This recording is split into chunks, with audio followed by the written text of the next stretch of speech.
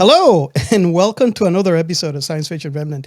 We are going to talk about a really interesting movie.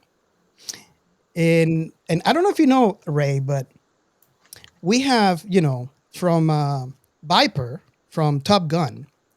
Um, he's actually transported to the future to, he's going to pilot this ship, full of people from, um, they're prospectors, Oh, And so in this movie, and we have um, um, the priest from the uh, the Fifth Element. He oh, got Vito Cornelius. yeah, Cornelius. He got copied into a Uh-huh. robot, right? Right. Yes. Okay. And so you're following the movie so far, right? I'm following this. I'm not sure I watched the same one as you, but I'm following so far. Well, but here's the thing. Then we Yeah. have the War Doctor. He comes in, or was it Ollivander? They transported. But I think it was the war doctor because he died, but we never get him. We don't get to see him um, becoming the next doctor. So that's to be to be announced, right? Right. Right. So you're following me so far, right? I hope so. So for all of you who are listening right now, we're talking about the movie Alien 1979.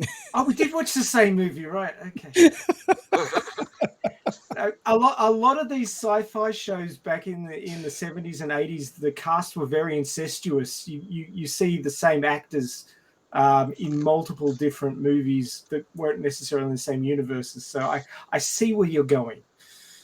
I don't know if you got there, but I see where you're going. I'm glad. That was my attempt to throw people off. The listeners from.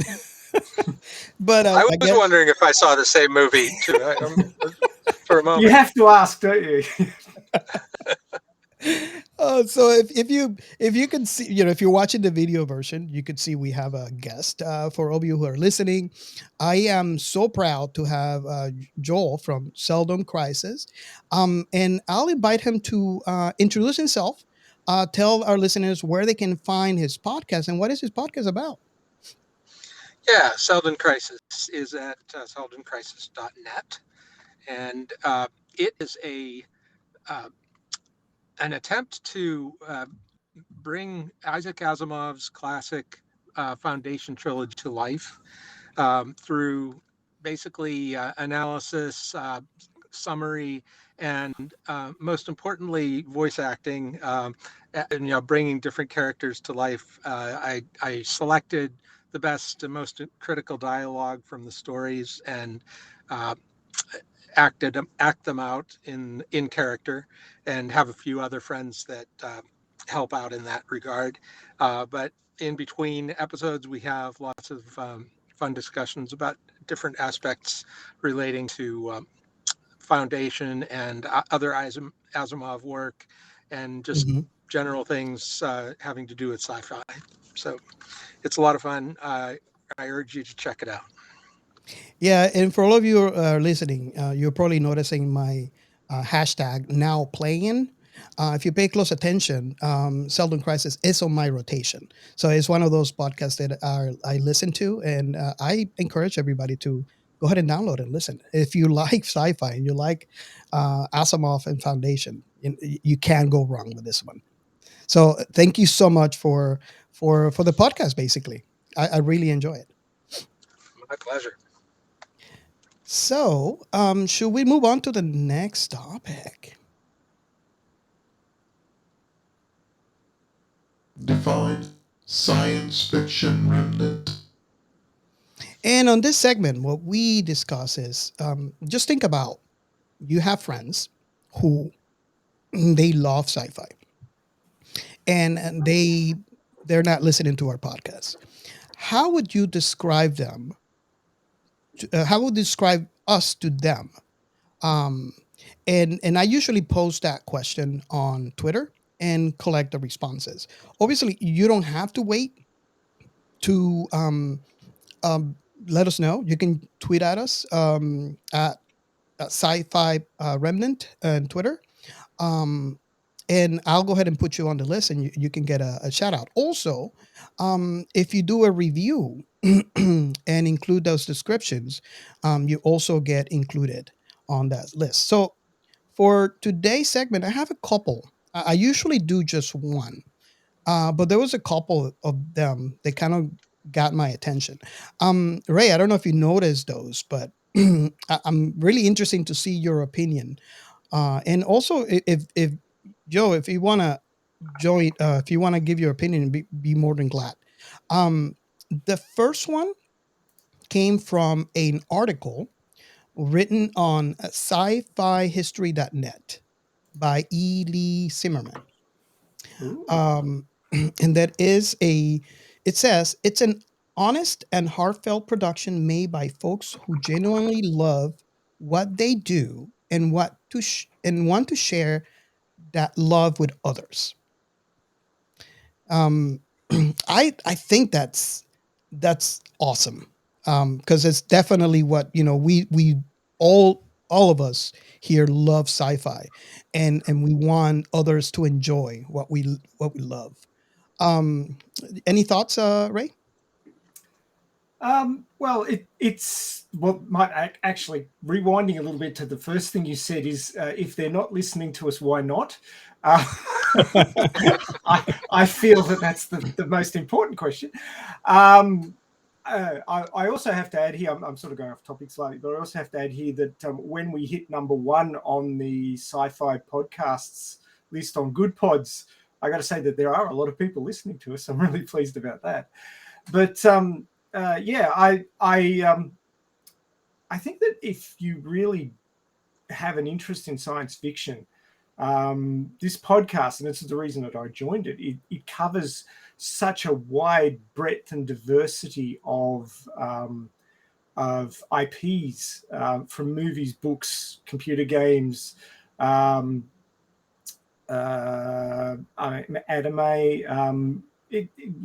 We go everywhere, man. Yeah, And I just think that there's a little something in it for everybody. You can find an episode which will speak to your interest in sci-fi, I think, no matter what sort of sci-fi fan you are. And that's the beauty of it. And the way you can bring in guests like Joel here. There's always somebody in the I love sci-fi hashtag that will like whatever you're talking about this week. So it's great that we can have guests come in and give a different angle on the topic and bring things in that we mightn't have found out about ourselves. I always learn something whenever we record one of these podcasts. I really enjoy it. yeah, I have something to add that's just an anecdote from listening to your podcast. To one of the episodes was on my very favorite movie of all time, 2001, Space Odyssey. And I discovered that movie when I was a small child and just absolutely loved it and tried to figure out what it meant and thought I knew more about what that movie meant than anybody on the planet because I'd pondered it so long. And I heard new stuff from you guys about like what it meant and what the ending meant and how and it was really interesting to realize there are other people out there who ponder those kind of things and come up with insights I haven't come up with yet. So I really enjoyed it. yeah. It makes me really happy, and this is something that I had a discussion with Ray long before he became a host. He was actually first a fan of the show, and it's the fact that I love when 'cause when we can bring something new to the table that someone enjoys. So when we had that conversation, Joel, I was static. I was so happy because that's the intention that we have is uh, to bring people, uh, not necessarily bring new things because sometimes I talk a lot of crap, but just to be able to know that people enjoy the podcast. It brings a lot of joy to me because sci-fi is a topic that brings a lot of joy to me. I don't know how if you feel the same way when we have those conversations, Ray. You can jump in if you want. Oh, well, there's a lot of angles to science fiction. There's the looking forward with positivity. There's the looking forward with trepidation, which is probably more in line with this week's topic. It's pondering where we're going and how we might get there. And one of the things that I love doing is looking at especially older science fiction IPs and seeing how, when people watch that movie, how it inspires them to create the future by taking ideas from a movie, from science fiction, and creating science fact. And that's the part that really floats my boat, in that the things that people once thought would only ever be fictional become reality. Yeah, I really enjoy that part too. And the longer you live, the more of that you see. So yeah, I would add one thing. I'm a member of something called the Long Now Association, Long Now Organization, longnow.org, and they're basically a nonprofit designed to foster long-term thinking, both ancient past to ancient very far in the future, and they that's one of the things that science fiction does automatically, is it makes you think about a different time. It takes you out of the now, extends your sense of what now is to something very far into the future, anywhere from a few years to millennia, several millennia, like Foundation. And it's a great way of getting a new perspective on problems that we have, ways of avoiding problems we're heading towards. And I think everybody should be reading science fiction. It'd be very important, and watching science fiction. I definitely agree with that. Okay, so I'm going to move on to the next one. The next one, I don't know why, but it makes me feel so happy, and I'm kind of curious to see your opinion. We get to compare to a famous show on TV. Um, I'm not sure if you guys are familiar with this show, so hopefully you are, and then you can share my excitement.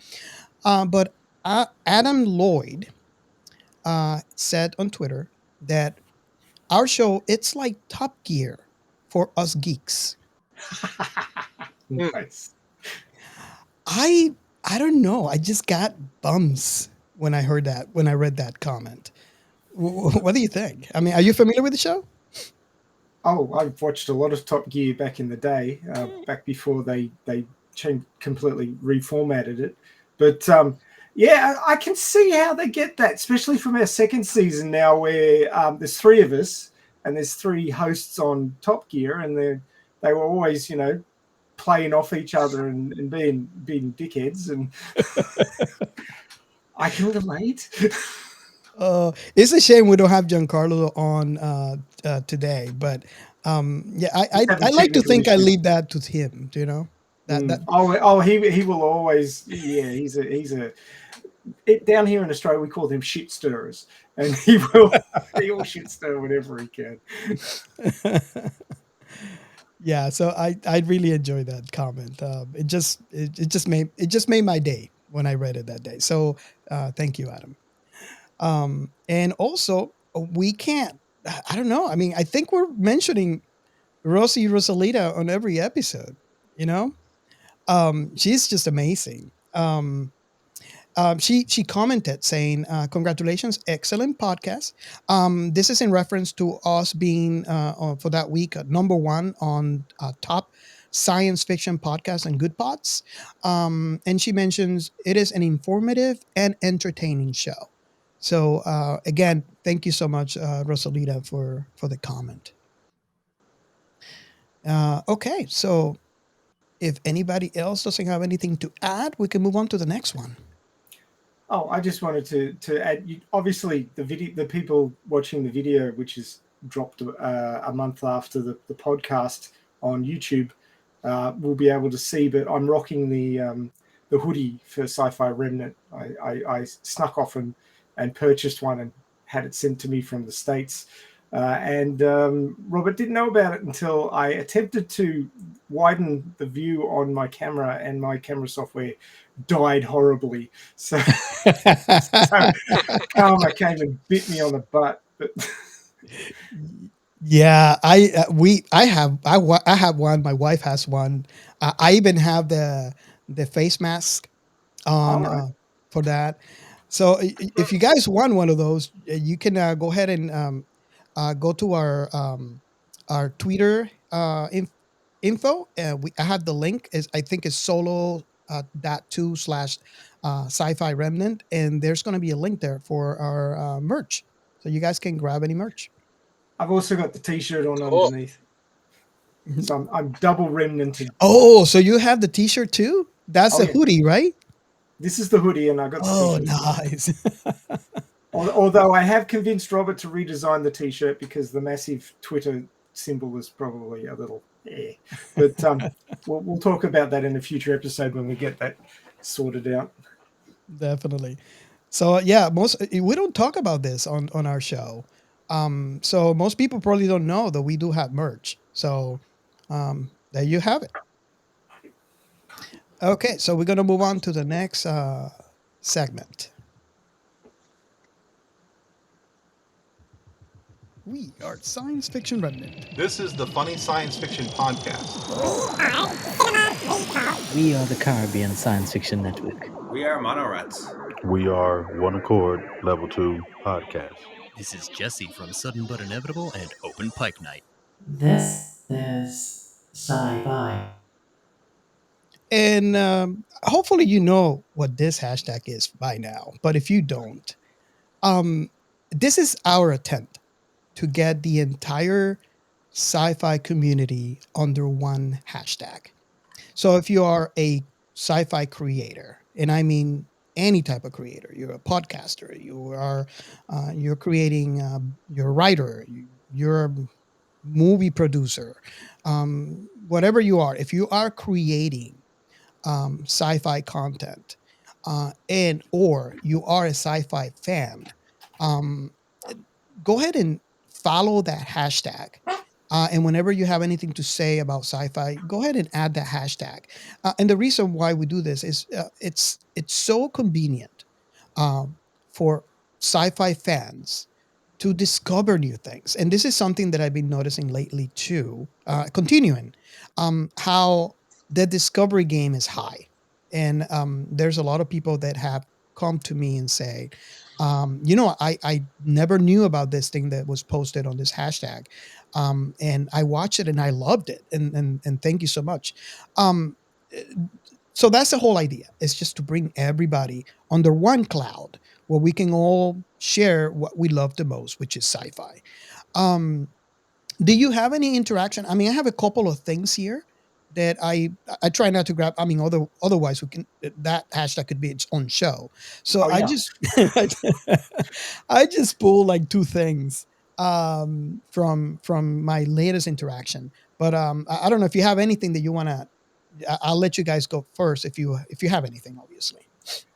I don't have anything specific. I'm just a little bit deer in the headlights with the amount of creator content that pops up in that chat on Twitter. There's a group DM for this is sci-fi, Mhm. and the amount of love for sci-fi that I see scrolling past me every day on that is just amazing.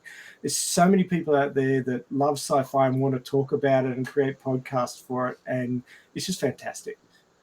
Yeah. Yeah, I don't know why it took me so long to really find the sci-fi community on Twitter, but it's only in the past few months, and part of it may be having met you guys and listened to one of your podcasts and getting in on that hashtag. But I'm just like constantly spending time talking about the latest Star Trek and Orville episodes on Twitter and like all kinds of wonderful topics associated with sci-fi. It's just a wonderful platform for that. It's really good that you mentioned that because that lets me to explain where that hashtag came from. I had the same issue you were having. I wanted to talk about sci-fi. Obviously, That's the reason why I have a podcast, so I can talk about sci-fi. But I was like wondering the same thing you were. It's like, where are the sci-fi people out there? So I figure, okay, you know what? This could be challenging. So why don't we do like a hashtag? So um, the idea for the naming convention came to me because of the sci-fi channel back in the day. I used to be a fanatic. I'm still are. And they back in the day, before they changed to the new slogan, I believe, or was it after? I think it was right after. They had those really nice commercials where they ended with, like, "This is sci-fi," and I figure, okay, that's perfect. That's a perfect homage to that era that I don't think we'll ever get back. And I started letting everybody know. Like every time I found someone, oh, you like sci-fi? This is sci-fi. Use this hashtag. Then I had the idea of talking to a couple of podcasters if they wanted to lend their voices for the to get like a collective um, ad, if you may, and that just kind of grew, and it's because of that need that I wanted to talk sci-fi and I didn't know where the community was, and I'm very happy that this is it has worked the way that it has worked, because now I know where to go whenever I want to talk sci-fi. I just love it. So I I pulled only two things, and I don't know if you guys can bring anything if you like about your interactions with this is sci-fi hashtag. One of the first things that I want to pull up is I you probably noticed this, Ray. I try to trick people on the Yeah, I've community. noticed that. I try to trick people. I did a poll. I don't know if you noticed that poll. It was an Alita poll. So the poll says you only have one choice. Choice number one, I love Alita. Number two, one part two. And a lot of people were confused. Do you remember that poll, Ray? I think I remember it. Yeah, it was a few weeks So ago. I'm gonna call out DZB because he actually called me out on the bullcrap. Oh yeah, Dizzy will let you have it. He's actually in Tasmania, which is an island below the main continent of Australia, and yeah, they're shit stirrers down there too. So yeah, he will let you know very quickly. So he actually says he actually saw through my deception. Number one, so I had to let him know. I was trying to trick everybody. Picking Alita 2 clearly says you love Alita, so he picked 2. Mhm. Mhm. So I thought it was really it was fun. It was a fun poll. I love the interaction that I got on that poll. I don't know if you remember that poll, Joel, but sometimes those polls, you know how it is. Sometimes they go to I the might have top. missed that one. Yeah. Some of them go to the top. Some of them just go because I notice the interaction. Sometimes I get like a lot of responses. Sometimes I don't get as much. Yeah, I Um, think I would have chosen the second option too. yeah. So you've seen the movie, Joel? I have. Oh, It's been a excellent. while. But So he knows what I we're loved it. talking about. Good. Well, so Yeah. here's my deception. If you choose, and this goes to all the listeners out there, if you got around to that poll and you selected number 2, that was your signing into the Alita army. So you are now are part of the Alita army. Congratulations. It's a low bar. All you got to want is a sequel, and you're in. That's it. That's it. Yep. Okay. So the other one, That would be a long delayed sequel. oh yes. Well, Oh, Cameron's involved, you see, so that adds 10 years to everything. yeah. Yeah, I just won it yesterday. So, anything, even a poster. Just give me anything. Okay, so then the second thing that I can bring up is I posted on the hashtag. It was something silly that day, and I posted a picture. Let me see.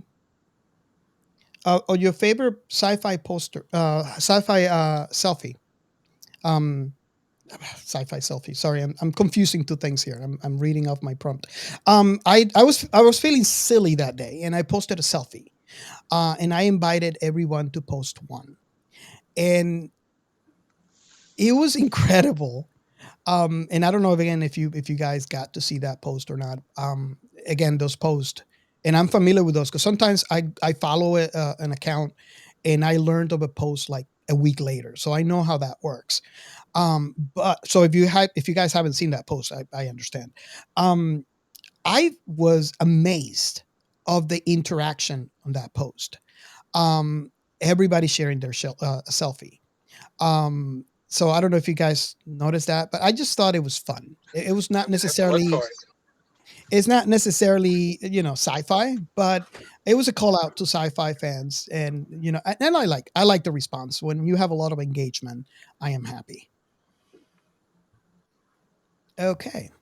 Well, that's the whole thing about having Twitter groups and online groups where, like, I would never have met you guys if it wasn't for the internet. And I remember back in the day when I was growing up and interested in science fiction, there was nobody to talk to about to it.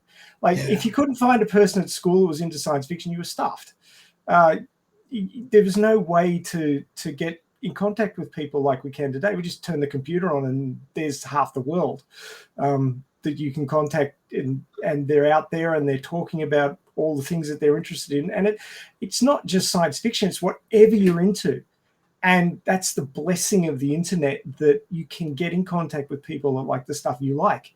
It's one of the greatest things about the 21st century, if you ask me.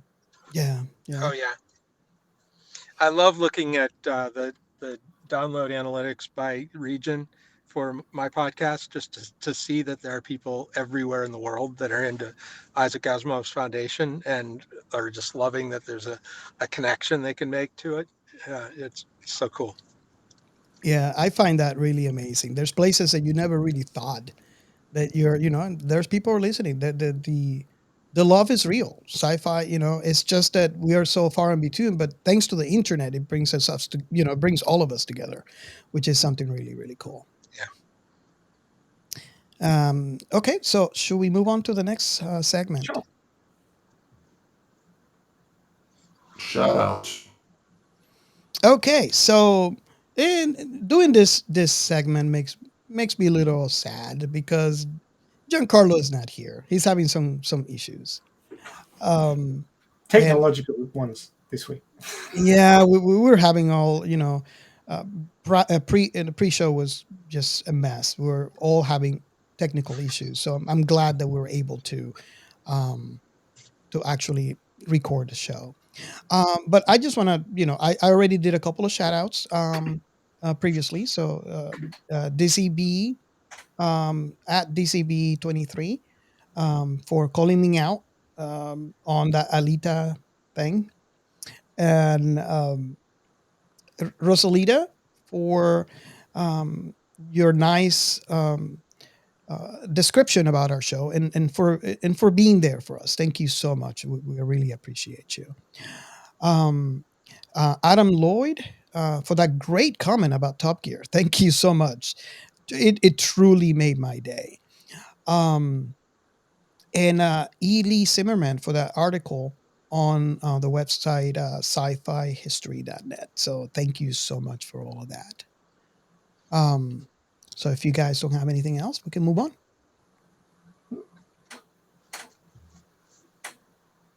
The outer remnant.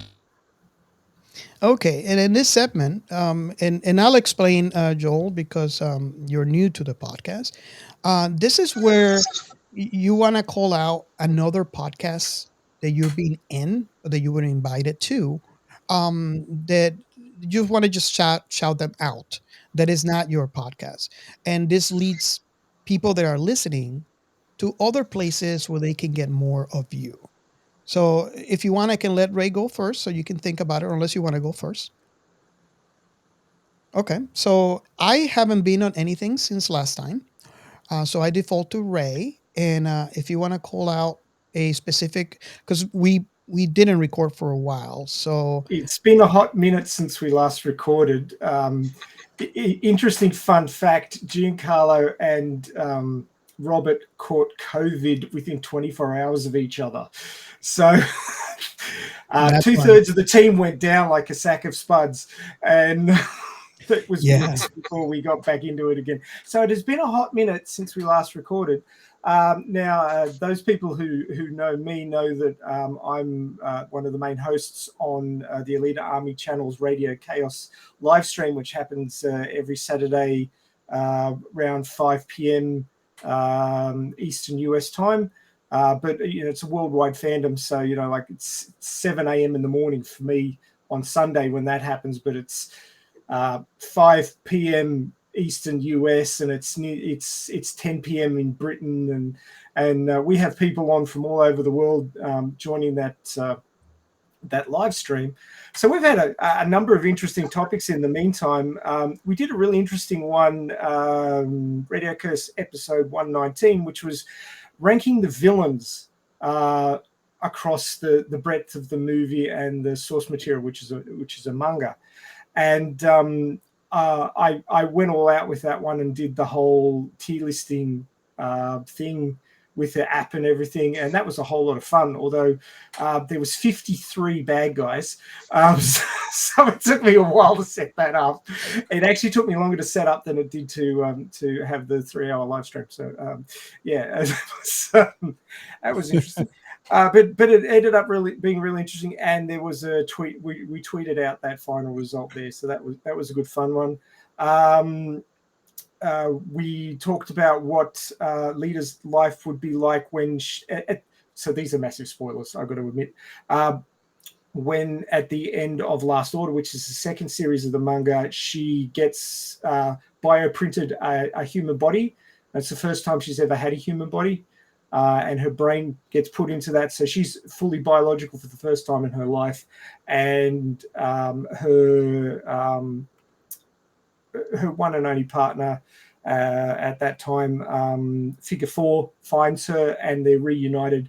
And we discussed what her life would be like after that, adjusting to being fully biological for the first time, and would they have kids, and what would they do, and would she be able to deal with it, and all that sort of stuff. So that was an interesting conversation. The week after that, we did a movie rework, What If Sheeran, which is Ido's ex-wife, had discovered Alita in the scrapyard instead of Ido. That would have been interesting. It was an interesting discussion. I actually missed that one. I couldn't be there. But it was my topic idea, so I was kind of bummed that I couldn't be involved in that one. But it was an interesting discussion. There was a few options about how that could go down, but they're always fun when we talk about those ones. I did cop a lot of flack for one I did earlier where I shipped Alita and Zapan. There was a lot of people who tore me a new one on Twitter about that one. It's still today. And they still do it, every time I bring it up. So there'll probably be a bit more after this podcast drops. But I'm a writer. You wouldn't know this, Joel, but I do a lot of writing myself. I'm actually writing my own version of a sequel to the first movie, which has been on hiatus for a while, but I'm hoping to get back to it soon. But I basically wrote a sort of a short treatment of how the movie could be tweaked so that Alita and Japan get together. And I think I changed a few people's minds with that, because a lot of these stories, you don't have to change much to change the direction. It's only a few little tweaks here and there. And that's a really interesting one. That's episode 120. I'm sorry, that's not 121. That one is episode... Now, where's it hiding? Golly. That might have been a ways back, actually. That was 111. That freaked a lot of people out. That was 2 months ago. I remember that one. Check that one out. We also did our monthly manga chapter coverage. That was Volume 3, Chapter 2. So we're into the Motorball arc with that one. So we're looking at what might be in the next movie with that one. So it's spoiler territory for those who are movie only. And then just yesterday for me, well, that's yesterday for everybody, really. Why isn't Disney greenlighting an Alita sequel? Damn it, was the topic. So we've been pumping those out quite a bit more than has been happening with this podcast. But hopefully we're back on the rails now and chugging along and getting more of these done. Right, Robert? Yes. Yes. We are going to. Okay. So, Joel, you want to? I don't know if you have any other Sure. podcasts you want to. There's one podcast that's on my topic, Asimov's Foundation, that I've been a guest on, and I urge people to check out if they're interested in the topic. It's Stars End. It's called, and they do. They've actually read through all three of the books in the trilogy and the prequels, analyzing the whole story. And they've also done, while the Apple TV show was out of Foundation, they covered each episode and talked about each one. Three guys, really interesting, and they always have some pretty interesting guests on there too, not just me. I've only been on once, but it's really right now they're covering.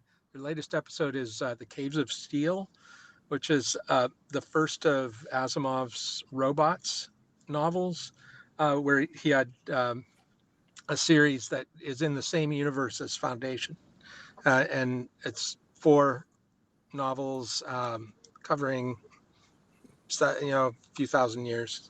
Really interesting stuff. Cool. So yeah, so you guys check it out, especially if you like Foundation and Asimov, and you can get more of Joel. Yep. Okay, so are we ready for this thing? I think so. Sure. Are we really ready? I want to start. We're gonna start covering the movie for this podcast. But I want to go ahead and start and say, as you guys know, I don't like horror movies. I just want to go out and say it. However, I do love Alien. I believe it's because number one is such an iconic movie, such a great movie. Um, but if I am being, honest with myself, if this movie would have been a straight out horror movie, it would have been a complete different story for me. However, I think it would be a complete story for the movie itself, because I think the combination of both is what makes this the great movie that it is. But that's just my opinion. I want to open that up because I'd like to hear your opinions on that same question. It's my opinion that this movie is the movie that it is because of that combination and the story and just a whole combination of things, chemistry between actors and being there. As a matter of fact, um, the movie, if it wasn't just like anything else, I mean, I'm going to sound like a broken record, but if it wasn't for Star Wars, this movie might have not been made. Well, that's like the 80s science fiction owes its existence to Star Wars. Star Wars changed the direction of science fiction totally.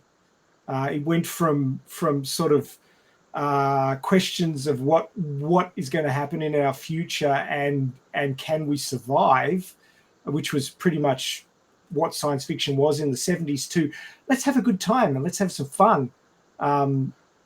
It was amazing how there was a paradigm shift thanks to Star Wars. We've got a lot to thank Lucas for. And I mean, I'm not saying that science fiction before Star Wars was bad. It was just different. Yes. And it sort of a lot of that went away. The number of sort of questioning science fiction movies dropped off dramatically after Star Wars. It all went to adventure. And then, it took until the late 80s for it to start creeping back in again. Yeah. And I'm glad that this movie turned out to be the way that it is, and it's not something similar to what Star Wars was. Because to be honest with you, I do love sci-fi, and I do love Star Wars. I do love Star Trek. Then why haven't we done Star Wars? Yeah, we have to. We really, really have to. But I am actually very nostalgic about pre-Star Wars sci-fi, and I am glad this Alien was, well, Alien specifically. I don't know too much about Aliens, the part two, which I still love too. But Alien specifically, it kind of follows from that old sci-fi menu, if you call it. Um, but I guess going back to the question, do you guys believe that if Aliens was just straight out horror, would it been the same that it is right now, the iconic movie that it is, or you think that that was an important factor of it? No, I think it definitely needed the sci-fi element to make it what it is.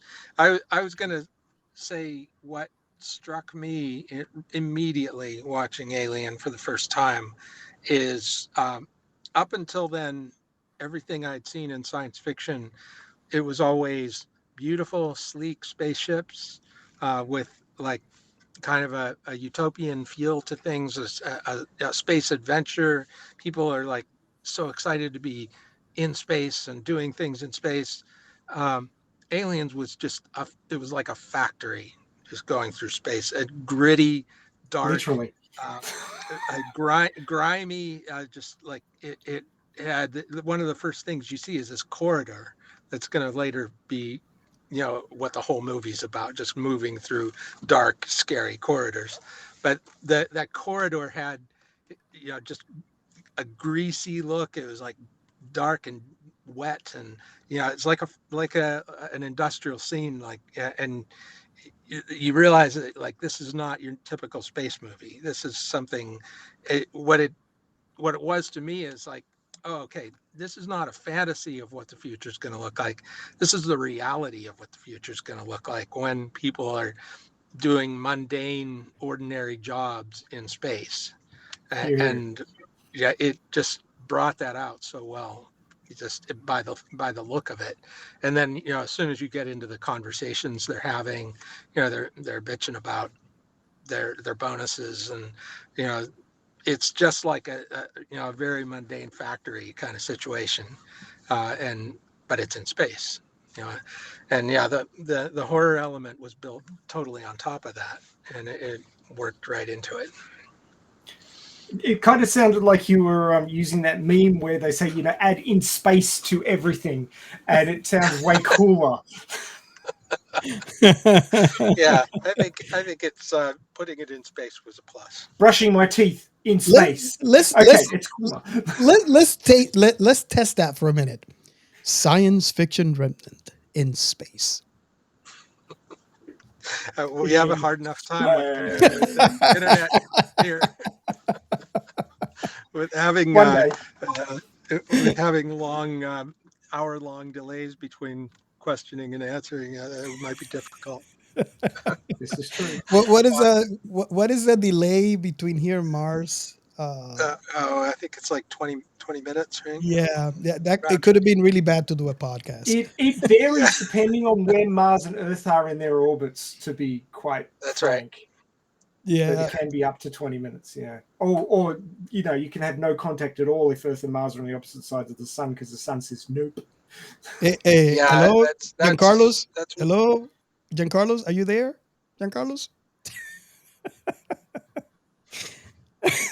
Is that why we can't get a hold of him today? He's on Mars, right? Fair enough. He's in Mars. Sorry, Joel. I cut over you, but I just had to say it. It was too good to pass it up. I was going to say to answer that question, seeing Joel has answered it already, is that there's sort of that 50s aesthetic, which is shiny spaceships, and you see it replicated to some extent in a lot of properties, like the prequel trilogy of Star Wars, the shiny ship that they're flying around in, the really sort of chromy one. You know the one I'm talking about, and that's sort of a 50s aesthetic, the really shiny, polished chrome spaceships that everything is beautiful and clean and they're and so always forth. perfectly aerodynamic too, even though they're Oh going yeah. through space. Yeah. Whereas Well, if they've got to the land, that's the Nostromo, reason. the Nostromo was just like a big hunk of. It was like a factory moving through space with giant engines on it. There was like a Yeah. big box, and I hadn't seen that much of that before. Well, That the movie. Nostromo is actually a space tug. Yeah, The and thing that it it kind was of pulling explains was a that. refinery. It So makes yeah, sense as to why it looks the way it does. It looks like quite literally a factory. I'm a little bit confused as a space tug why it is able to land. Why it's built to land on a planet, and that seems like a lot of yeah. That a tug should be built to just move things around in space and not necessarily Well, land. I it guess. may just be that when you're that far away from anybody else, you've got to be able to do all things Yeah, that's true. and I was because you thinking can't get about someone that else to too. do it. It's like the first thing that came to mind when I see a ship, as big as that and the way that it looked, is escape velocity. I just, I don't know. If we if we go back and put realism into that ship landing into a planet, I don't know Yeah. what. Yeah. Before we get much further, we probably should do the plot synopsis so people know where we're at. Go ahead. I think it would probably be a good idea. Just a couple of useful data points. This was a 20th Century Fox movie released on May 25th, 1979 in the US, September 6, 1979 in the United Kingdom. Runs 116 minutes in its original format for theatres. Budget was 11 million, although the original budget was 4.5, but it got boosted. And it took in 106.3 million in its box office run. So that's close to 10 times what they spent on making it. So it was quite profitable for the time. So that's an interesting little factoid. Now, I didn't know whether I should just cheat and just start saying this was the plot. This is what I'm going to tell you right now. This is for amusement factor, is not actually the plot. This is a synopsis of the movie from a Hong Kong bootleg DVD. A badly translated. Heavily It's been heavily gone through translated Google Translate. from English to Chinese and then Chinese back to English. Oh So boy. I feel that it may have lost something, or more than a few somethings. Now I'm gonna try and this may not work at all, but I'm gonna try and do the movie announcer kind of version of this. So I'm going to play the music at the start of Alien that I've got on my phone here. I don't know if this is going to work at all, but we'll see. We'll see if this works. I don't even know if you can hear that. Can you hear that? It's okay. You can go ahead with that. Okay. Spaceship people getting up from sleeping coffin and have eat. Computer woman finds strange noisings on planet and astronauts go to scene. Astronauts find big elephant man who dead and find too many egg. Astronaut is possessed by egg demon and new egg demon is come from eating bad noodle. 7 friends and cat all try to find egg demon before spaceship go home, but is hardworking. Who will life to escaping? Who is bad milk blood robot? Screen not working because space make death. I like that tagline. That should be the new tagline for Alien. Yeah. Screen not working because space make death. Just beautiful. Oh God, Ray, Yeah, you know what? I think you should that's the read movie. those going forward. Well, if I can get another one, I will. But surprisingly, it did cover most of what happened. Too many eggs. If you cannot find it, I know how to make them. There's Google Translate. Well, yeah, I guess I could Oh pass yeah, that's true. the back DVD blurb through Google Translate a few times and see what we come up with. No, just do that from English to Chinese, from Chinese to English, and then that's it. Yeah. Enough. So the real plot synopsis is the commercial space plug Nostromo is returning to Earth with 7-member crew in stasis. Captain Dallas, Executive Officer Kane, Warrant Officer Ripley, Navigator Lambert, Science Officer Ash, and Engineers Parker and Brett. Detecting a transmission from a nearby moon, the ship's computer mother awakens the crew. Per company policy requiring any potential distress signal to be investigated, they land on the moon despite Parker's protests, sustaining damage from its atmosphere and rocky landscape. The engineers stay on board to do repairs, while Dallas, Kane, and Lambert investigate the terrain. They discover the signal originates from a derelict alien spaceship and enter it, losing contact with the Nostromo. Ripley deciphers part of the transmission, determining as a warning, but cannot relay that information to those on the derelict ship. In fact, Ash, the science officer, basically convinces her that by the time she got there to tell them, it'd be too late. So he's basically stopping her from stopping them. Meanwhile, Kane discovers a chamber containing hundreds of large egg-like objects. When he touches one, the creature springs out, penetrating his helmet and attaches to his face. Dallas and Lambert carry the unconscious Kane back to the Nostromo. As acting senior officer, Ripley refuses to let them on board, citing quarantine regulations, but Ash overrides her decision and lets them inside. Ash attempts to remove the creature from Kane's face, but stops when he discovers it has extremely corrosive acid blood, which could hurt Kane and potentially damage the hull. It later freely detaches and is found dead. The ship is partly repaired and the crew continue their journey back to Earth. Kane awakens with some memory loss but seems to be otherwise unharmed. During the final crew meal before stasis, he suddenly chokes and convulses. A small alien creature bursts from Kane's chest, killing him, and escapes into the ship as Ash dissuades the rest from killing it. After ejecting Kane's body out an airlock, the crew attempts to locate the creature and with tracking devices and capture it with nets, electric pods, and flamethrowers. How you capture something with a flamethrower is beyond me, but anyway. Brett follows the crew's cat Jones into the landing leg component where the now fully grown alien attacks Brett and disappears with his body. After a heated discussion, the crew decide the creature must be in the air ducts. Dallas enters the ducts, intending to force the monster into an airlock, but it ambushes and seemingly kills him. Lambert, realizing the alien intends to aggressively kill the crew one after another, implores the others to abandon the ship and escape in the shuttle. But Ripley, now in command, explains that it will not support 4 people and insists on continuing Dallas's plan to flush out the alien. Accessing Mother, Ripley discovers the company has secretly ordered Ash to return the alien with the crew considered expendable. She confronts Ash, who tries to choke her to death.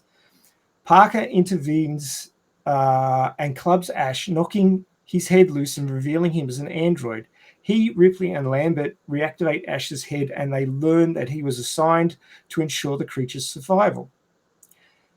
He expresses admiration for the creature's physiology, unhindered by the conscience or morality, and taunts them about the chances of survival. Ripley cuts off the power to Parker and incinerates him.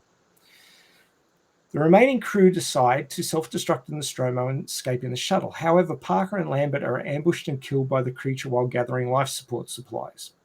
Ripley initiates the self-destruct sequence but finds the alien blocking her path to the shuttle. She retreats and attempts unsuccessfully to abort the self-destruct. With no further options, she flees to the shuttle carrying Jonesy and narrowly escapes as the Nostromo explodes.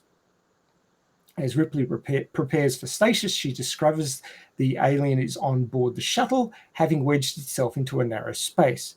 She dons a spacesuit and uses gas to flush the creature out. It approaches Ripley, but before it can attack, she opens the airlock door, almost blasting it into space. However, it hangs on by gripping the frame. Ripley shoots it with a grappling hook, but the gun catches in the airlock as it closes, tethering the alien to the shuttle. It pulls itself into an exhaust housing, but Ripley fires the engine, blasting it away into deep space. After recording a final log entry, she places Jonesy and herself into stasis for the trip back to Earth. Cue credit music. Yep, that's a little more complete. Yeah, but it doesn't have that tagline. It's missing. No, you're right. Whoops, excuse me. Um, I was going to say, I just rewatched it, and I was kind of surprised how long it takes to get to that pivotal scene with the chest bursting. It's about halfway through the movie. There's a lot of preamble to that, but I had a little story about that.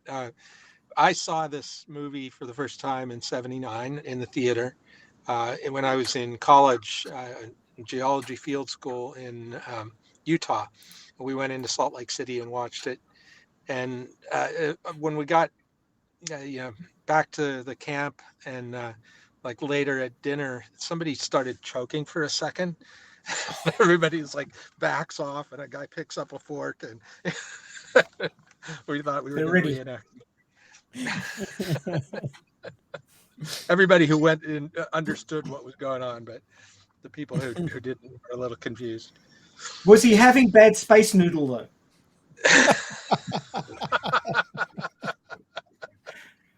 Whoever wrote the blurb was convinced that it was the bad space noodle that caused that. Oh man. Yeah, a lot of that space noodle. One question that came to me when I was watching this, it was towards the beginning. Mother receives a signal, an SOS, if you may, and decides to wake up the crew.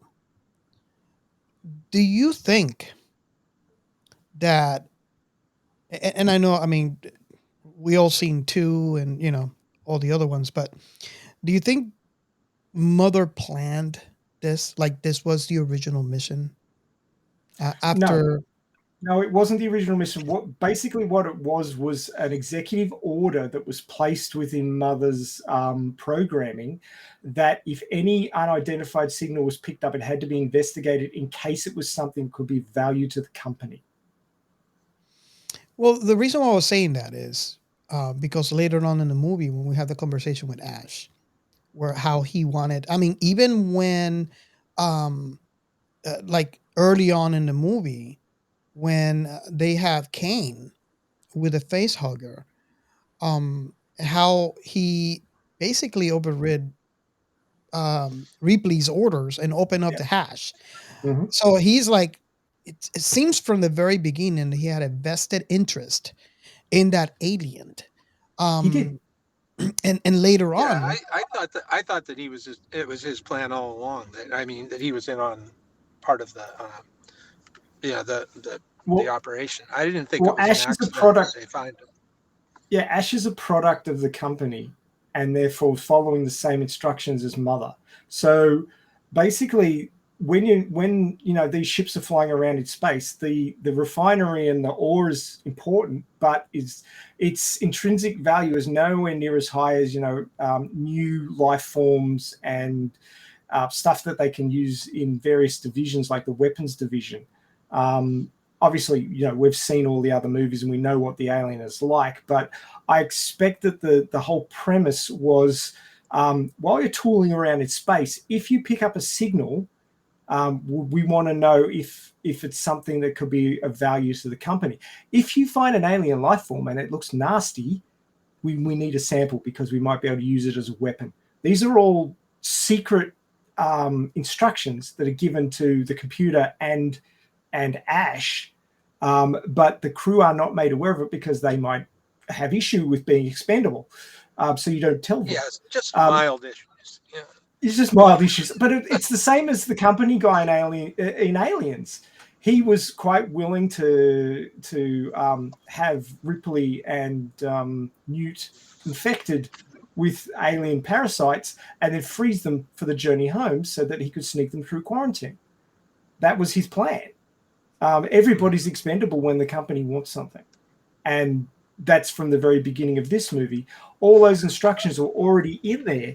And they didn't know that it was an SOS. That was a presumption that they made based on how the message was repeating every 12 seconds. A message that repeats every 12 seconds could be an SOS, something short saying, please come and help us, we're stuck. But it could also be, do not come here, this is dangerous. Do not come here, this is dangerous. It's a short repeating message. And they presumed one when it was the other. So that's where they got into trouble. But the company's policy and the requirements of their contract was you have to go and examine this. You have to go and explore any signal, no matter what it is, that pops up and is, you know, within your trajectory while you're going or coming from wherever you're mining. So if you think about once they got, you know, they I guess they received that, everybody was awake. Do you think they had the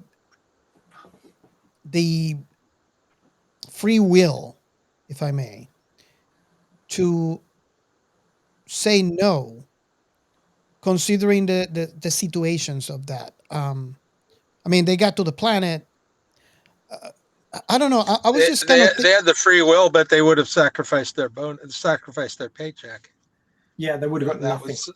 That the contract was written so that they had to investigate the signal, or else they wouldn't get paid. That was my understanding. Yes, that's what I got. Yeah, because not knowing, putting aside that there is a killer entity on that planet. I kind of like I sided with Parker in a way when the discussion came up, and I always thought, I mean, yeah, I know this is their job. They could. I don't know. I was just kind of thinking about that for a minute. Once they got and sat down, because the captain tells you what you need to do. They're not military. So, like, if it was military, there was a different story. You're giving an order, you have to obey. Uh, they're basically just civilians. This is just a job. So I don't know. I always thought about that, and kind of curious to see what you guys thought. But, um, 'cause- Well, it's not the kind of job you could easily quit, and that you would typically you would leave without getting paid, because it's a long shift to get your paycheck. So yeah, it's like there's a lot invested in that effort you've put in, that time and effort you've put in. So, and if it wasn't for that, they might just say, the hell with this job. I don't need to get paid for the risk that they're putting me through. But I think they had him over a barrel pretty much. Well, Parker was resisting because he was upset about not getting a full share. He thought his paycheck was too small. And that was his running gripe, that he wanted a bigger share. He was pushing the captain. He said, "You get what you're owed according to your contract. You signed the contract. That's what you get." And Parker still wasn't happy with that. He was pushing. And then when they were having that discussion, he basically didn't want to deal with this because he wasn't getting paid enough. That was his gripe. And when he was told that whatever they discovered, if it was valuable, he would get a full share, that's when he was immediately on board. He was all about the money. Yeah. And suddenly he could fix the ship a lot quicker because he was getting more money. You notice that? It's going to take at least 17 hours. Oh, 25 hours. Yeah, 25 hours. I was just, when I was watching this movie, and I have rewatched this movie so many times. I rewatched it today again, but I mean, not counting today, it's been way too many times. And I always thought, is there a way that the events on this movie could have been unfold differently if they follow protocol, or it was no use because of the wishes of mother and in so the corporation. Yeah, Well, I it think would. the only way they would escape it is if Ripley had been able to figure out what Ash was up to earlier. If she had, and apparently she could. She just had to override the, um, that whatever the block, the security block was on it, to get the real mission instructions. Um, but she just, I guess she didn't suspect him until too late. Yeah. Well, to be fair, she didn't have access to Mother. Only the captain did. The Mhm. commanding officer has access to Mother and the science officer, and that's it. No one else does. So she couldn't actually directly communicate with Mother until the captain went under. So the moment she got access to Mother, she said, "Now I've got access to Mother." She went straight in there and asked about it. Now, it's the captain who didn't override the block on the orders. Ripley did it straight away. Yeah, that's true. So the captain's the one at fault for not questioning. He was like a good company man. He followed orders. Ripley Yeah, was like, "No way. I'm more concerned about the crew than the bloody company. I want to save us." But then she had an android working against her who was fully, company orders. Yeah, all the crew are expendable. So there was these two sides of the cast working at cross purposes, and that's what brought. I mean, sure, you might say that the alien life form was a killer, but so was the company. yeah, They didn't give Yeah. a crap about the crew. yeah. So They're the all company killed expendable. as many of them as the alien did. Yeah, yeah. So And poor Lambert was like, sure she was going to get screwed no matter what. Self-fulfilling prophecy, really. I mean, all she had to do was drop to the ground, and he could have fired the flamethrower over her head. Yeah, that's right. Yeah. All she had to do was go. That's all she had to do. But she's like, eh. yeah. Typical horror movie trope, Oh, for sure. Yeah. Um, so here's a thought experiment, and they might not go as planned. Imagine for a moment the Ash follows Ripley's instructions, which we know he wouldn't because he's a product of the. For some reason, he followed it, and they did not open that hash, and they had everybody in there. What do you think logically would have happened, or what would follow? What events would follow after? Would that change the events of the movie going forward, or do you think it just eventually unfollows to what we know as the ending? I think that was pretty critical. If Yeah. if he hadn't opened the hatch, it would have died outside, because it and wouldn't have been able to impregnate Kane with the baby. Well, here's what I was thinking, and I'm gonna let you guys let me know what you guys think. They have Kane with a face hugger. They're in the airlock. Mhm. Um, Ripley says, "Do not open." Um, and Ash did not open it. So now we have basically the entire crew inside the airlock, um, with Kane and a face hugger. So eventually, I don't know exactly. She would have to somehow give him some food. To, I don't know exactly how would that work, but eventually the face hugger will fall off, and he's back to normal, right? At that moment, I think they would open up the airlock and let everybody in. Because he apparently looks normal. Ash will take him to infirmary, and I'm going to stop there because Well, there's one problem with that is that, and this was kind of a weird thing I didn't quite get, is how that face hugger got inside his helmet without breaching his atmosphere inside the Oh, it did helmet. breach his atmosphere, but what it did was attach itself to his face and provide him oxygen. They actually It mentioned provided its own. Okay. that. So the problem there is if it fell off and he's outside the airlock, or No, no. Let me correct myself. What I meant was inside the airlock. so That in ship space. so they're Um, inside the ship, but yeah. they are inside that airlock section. So he could survive in the airlock with Yeah. it having fallen off. Presuming they Yeah. repressurized the airlock, yes. Mm. Right. So But the fact that they didn't have a camera on him when he was in the infirmary in the actual movie, it was a bit odd that they couldn't like record and see the thing getting off his face and Yeah. running away. I thought that was a bit strange. But yeah, just my take on it would be if they'd stayed in the airlock, they would have repressurized it and taken their helmets off, but they would have had to sit in there, for 24 hours. Mhm. I don't know exactly how long the period was before the facehugger fell off. I'm thinking it was probably less than 24 hours. Okay. So, Yeah.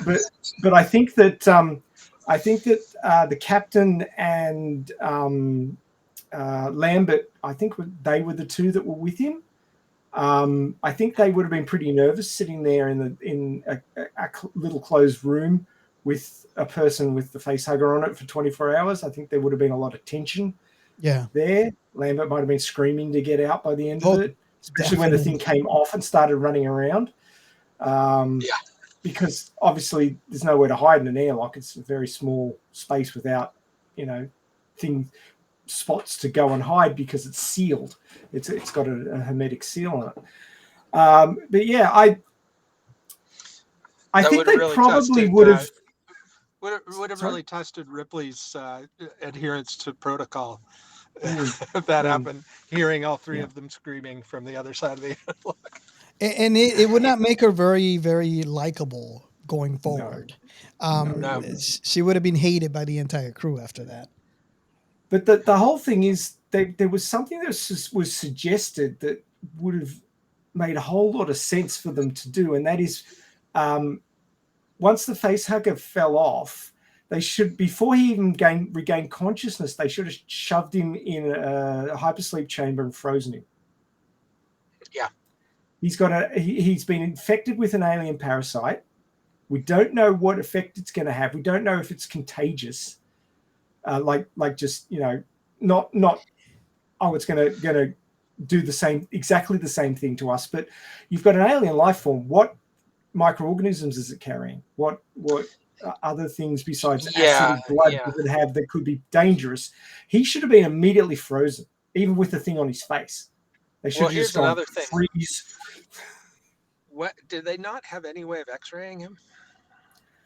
Don't know. They didn't That seem to seems be like interested. that seems like something that you would want to do very early on. Well, they did. They did kind of. I don't know exactly how. That's almost more like a video. They could see the tube going down his throat. That's right. Yeah, but we're talking about providing him oxygen. That leads to, and I do agree with you in that. The first thing would have been to freeze him, because you would think that once they get back to Earth, there's going to be a lot more better facilities where they can actually investigate and maybe come up with a solution. But however, although I agree with that statement, it leads me to believe would that have been the better choice, because you have this alien running around on Earth, and all of a sudden he hides, lays eggs. There's a lot more face huggers. There's a lot more people on Earth. What would happen after that? What would happen after that? Would that be like the initial to a pandemic of an alien proportion? Yeah. Well, the situation from later movies is that an alien warrior like that cannot lay eggs. It has to be a queen alien. Now, a queen alien develops if there are no other queen aliens in the vicinity.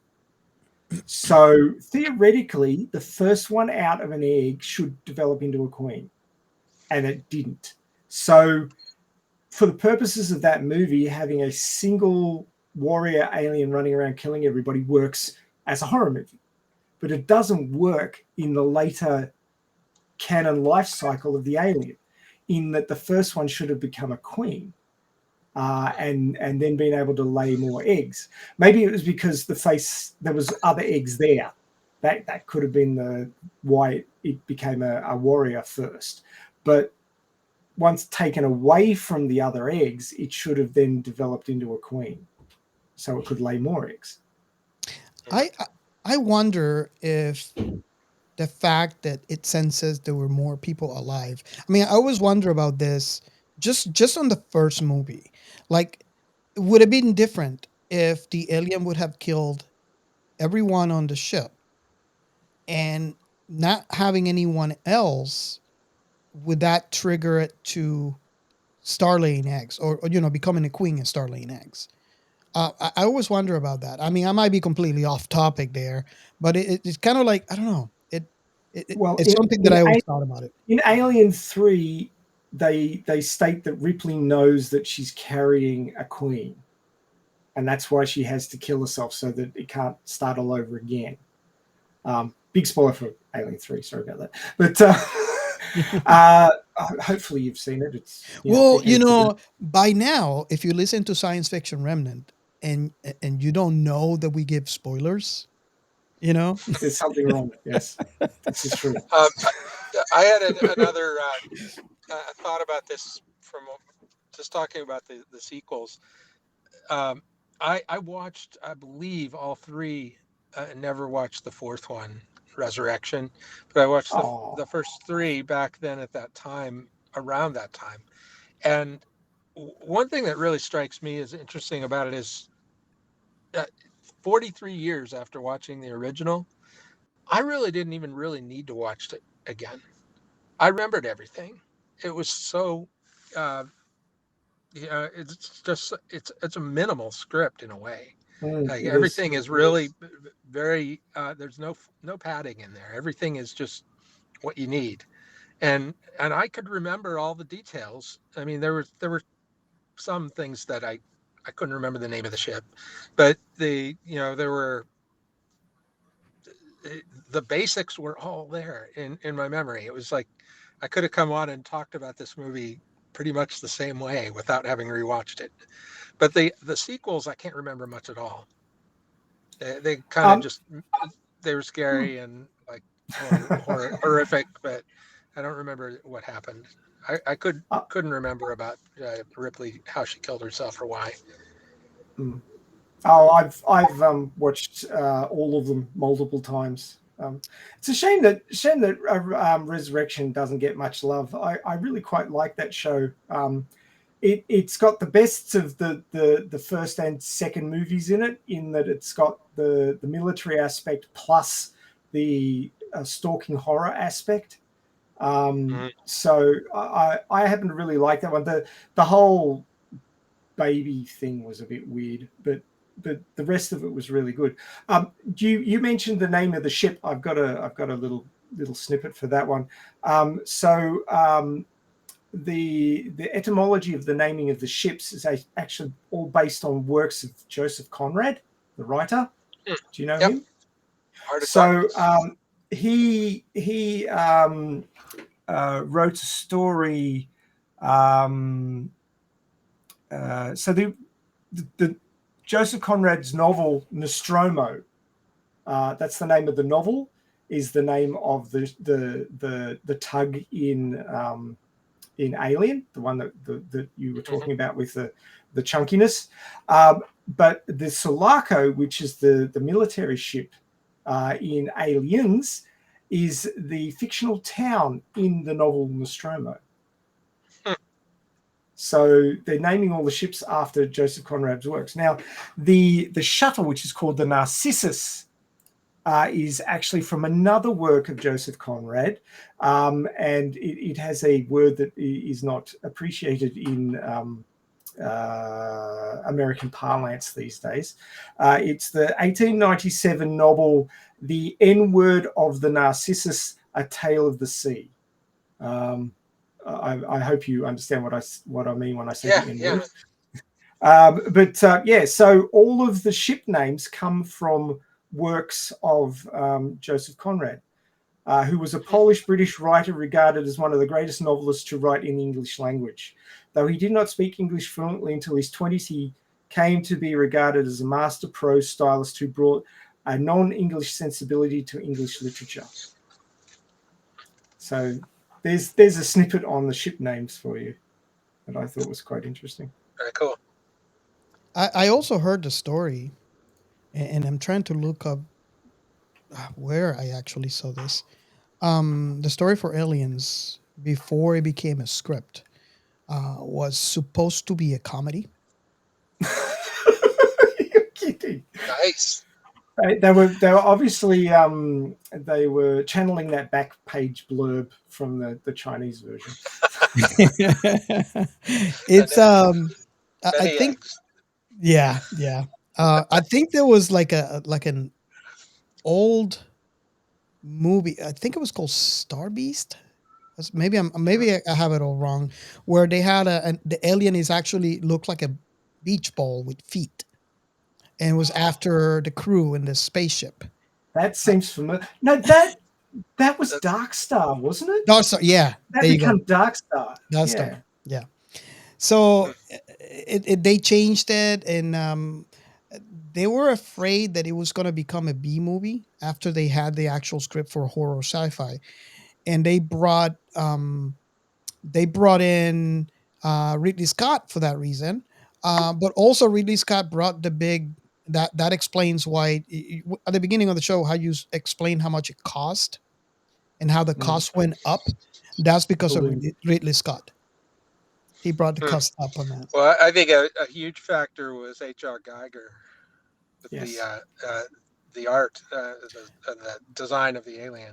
The art is amazing. Yeah. Oh my that freaking that gosh. whole ship, the whole ship that they go to before where they find the eggs, but that had that whole organic look to it. Yeah, there was a lot of Geiger in there, and that giant in the it looked like he was at an artillery station or something. Yeah, Space Jockey. It's called the Space the Jockey. Space Jockey. Something funny that I learned about that when they did the premiere. Was it in London? I think it was in London. They had a copy of the prop at the entrance of I don't know what movie station it was, and they burned it, and people in the street because they thought it was the work of the devil. No. I was I like, can see really? that. But it is 1979, so Yeah. I just found that to be really, really interesting. Here's a question that occurred to me watching it. They said that alien or the giant space jockey um, had been dead for a long time. It was fossilized. Like yeah. fossilized, right? So I was wondering about that. It doesn't really. Apparently, it was killed by the aliens because it exploded from the inside, right? Mhm. But what had the aliens been there for a very long time? It's their home planet. Maybe this is explained in the later sequels, and I It can't causes remember. problems when you take the newer movies into account, like oh god, now I don't want to Prometheus? think. Prometheus, yeah, thank you. That was a terrible movie. I How not liked to be it. I call it How Not to Be Scientists in Space, because they did so many stupid things. I couldn't believe it. Well, I want to go on record saying I liked it. Oh, look, it aesthetically pleasing. Writing was shab. Okay, I'm so sorry. Any scientist worth his salt wouldn't have done half of those things. But anyway, that's not the one we're doing today. We're doing this one. So when you take that into account and the timing, so that that movie occurs 100, 150 years before Alien. So if the ones in Prometheus develop into the aliens, how could that ship have been there long enough for the space jockey to fossilize? This is the question, because the ones in Prometheus, which is 150 years before Alien, is supposed to turn into the aliens. They're supposed to become the aliens eventually, because it's a bioweapon that's mutating until it reaches its perfect form. How did it happen thousands of years ago? But then the timeline doesn't track, basically. Can we make the relation though? Because I don't know. I mean, I would have to go look back and compare. What was their name though? I keep on forgetting their name. Um, The architects? No. the the does the space jockey looks like them? I'm gonna have to look again and see if there's even. My question is, I'm not sure if they are that race that we see Well, in Prometheus. the ship in Prometheus, the one that nearly does the Roadrunner style roll over the main character, is the same ship design as the one on LV 427, which they go into in this movie. It is the same design of ship.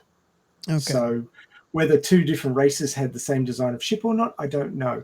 Whether the space jockey was another alien species who stole that ship, much like the humans stole one of those ships at the end of Prometheus, and was transporting it away, to get it away from the warlike aliens or something, and then it crashed there. I don't know. But yeah, I mean, I think they're supposed to be the same species, but maybe that one had a spacesuit on and so didn't look as humanoid as the ones in Prometheus. It's all reflects on the problem of prequels. Trying to match up with canon is always difficult. Well, in my personal writing, I find internal consistently way more important than being aesthetically pleasing, or I feel like changing it, so I just will. So yeah, I have problems with things that don't match up like that, unless there's a reason for it. Like maybe these things have evolved multiple times from that black goo that was in Prometheus, and those ones that we saw in the 150 years prequel before this movie was actually another offshoot. It wasn't the one that these aliens came from, because these things evolved multiple times. That's a possibility. I have to go research it. I have to confess I have not yet seen Prometheus either, so I should watch that. You will be, if you like internal consistency and people making sensible decisions in space, you will not be too happy with the script, because they do some incredibly stupid things. Yeah, I do admit.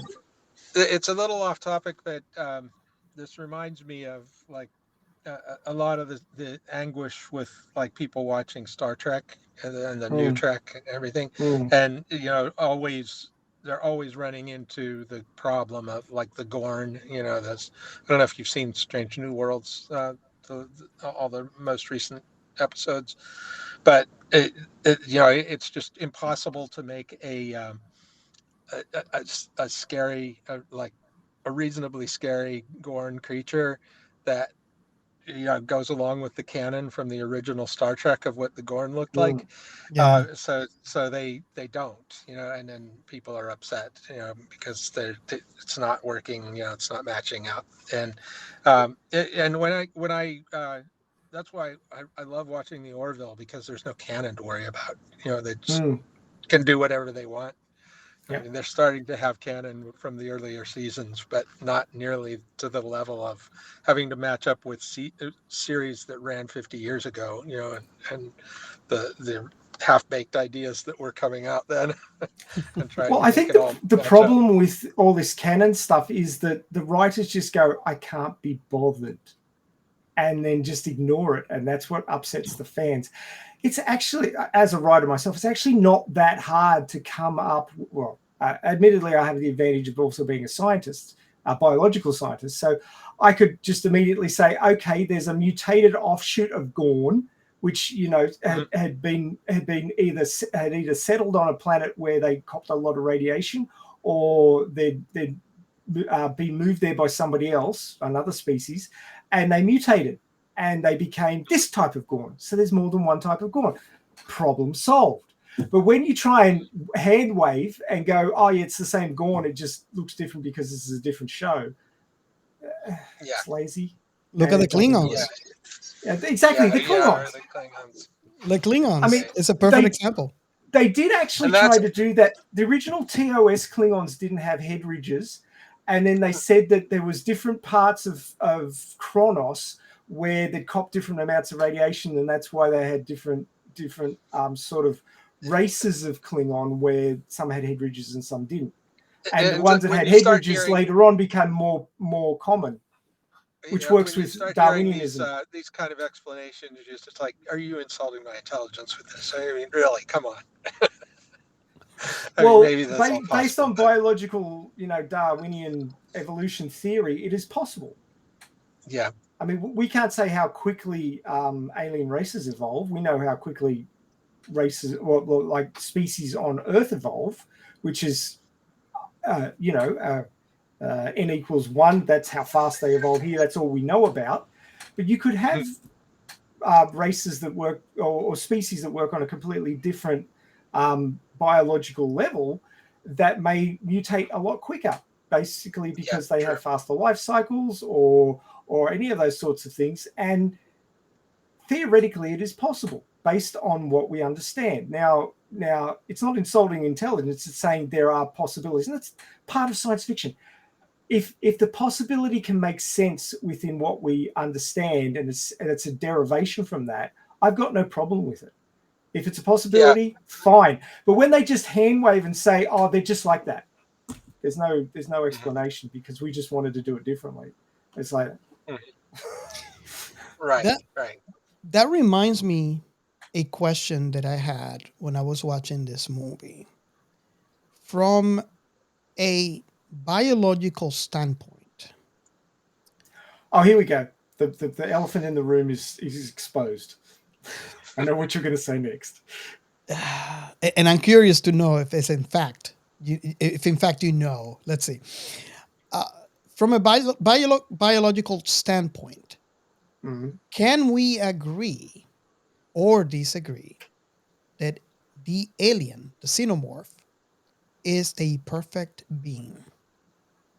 Oh, it's not where I thought you were going to go. Perfection is an opinion. It's in the eye of the beholder. One person's perfect is not everyone else's version of perfect. So you'd be more...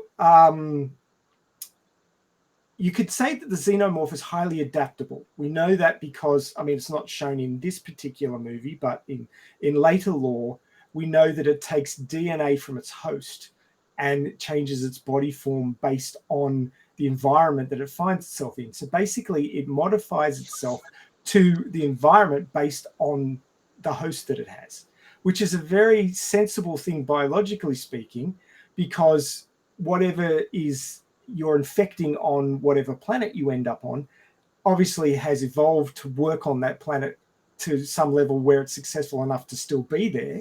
It hasn't died out. So therefore it must have some genes that are going to help you in your attempt to invade this environment and, do well. So taking genes from a local is always a good way to become suitable to the environment you find yourself in.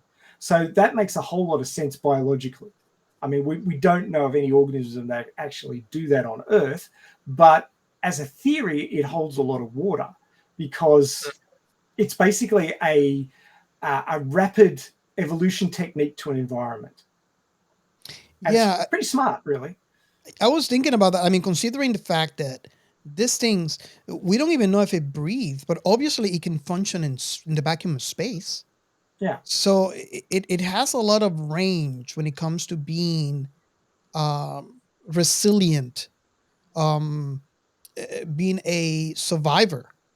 Yes. And It's it it's a highly effective organism in whatever environment it finds itself in. If other And biological organisms can survive there, then it can. Yeah, Ash's opinion of it could have been reflective of the military usage that they had in mind for it. It's a perfect kind of creature for us and what we can do with it. Might have been their thinking that he was reflecting. I always thought about it from the standpoint within the scientific opinion. And granted, I always say this in the show, I am no scientist. Because every time I mention that to friends, they look at me weird. Because the obvious ugliness of the being, the obvious violence of the being, but I'm not looking at that per se. I'm just looking at it from a standpoint on a biological aspect of it. I think it is the perfect um, being. And that's why I brought up the question, because I always get the weird looks when I say that. Well, for people who haven't studied biology, I can understand that because they work basically off aesthetics. You look at the large predators that we have, like the big cats, big snakes, all those sorts of things. They have an aesthetic that we can appreciate. But that's because they have the same biology as we do, and therefore we see things that are representative of us. And people appreciate things that look a bit like you, 4 arms, 4 legs. We got 2 arms and 2 legs, but we came from 4-legged creatures originally. So there are similarities: 2 eyes, a nose, all these things. They look a bit different, but we can appreciate them. But when you get something that comes from a completely different biology, and admittedly it's taken on a bipedal form because of what it gestated within, but if it gestated within something that was like an octopus, it would look like an octopus. Yes. It would have multiple arms and probably still have the mouth that comes out. But, an octopus is a very strange creature compared to most life on Earth. There are people who claim that it's an extraterrestrial that lobbed here at some point. It could be a lot scarier because the octopus brain to body ratio. I don't know. What do you think about that? I think it would be a lot scarier if it mutated with, if it actually impregnated an octopus and became that xenomorph. Yeah, well, the thing about octopus and squid, which are closely related, that's really interesting, is that they are highly intelligent. They're as intelligent, if not more intelligent, than dolphins, but they have a really short lifespan, so they don't have the time to learn and use that intelligence. I mean, they use their intelligence, but they don't have that time to gain wisdom and get some higher functions going, which is a shame. If they had longer lifespans, things might be considerably different on this planet. I got to tell you right now. By the way, if you're into octopuses, I just saw a great documentary called The Octopus Teacher. Yeah. It's really, really cool. It's a guy who went free diving for like a year and got to know an individual octopus really Wasn't he well. autistic or something? I think he was autistic, that guy. I think I vaguely remember it. Yeah, it was pretty compelling. Really well shot, really beautiful cinematography and everything. But pretty mind blowing. I think he was somebody who had problems communicating with other people, but he could communicate with an octopus really well because his brain worked a bit differently because of the autism. He did seem to be like a genius, and he learned everything there was to know about octopuses in that time. Yeah. He did his own like detailed research into trying to figure out how to communicate with it. That is a common thing with autism, that you hyper focus on what you're interested in and ignore pretty much everything else. A lot of scientists, in fact, are at least at some level autistic because they can focus so well on what they're doing and just ignore everything else. Yeah, And now I'm going that's- to have to look into it and see and learn more about the guy because he was pretty amazing. Yeah. So, I vaguely remember that one, but yeah, the one thing that holds octopods back from, being big players in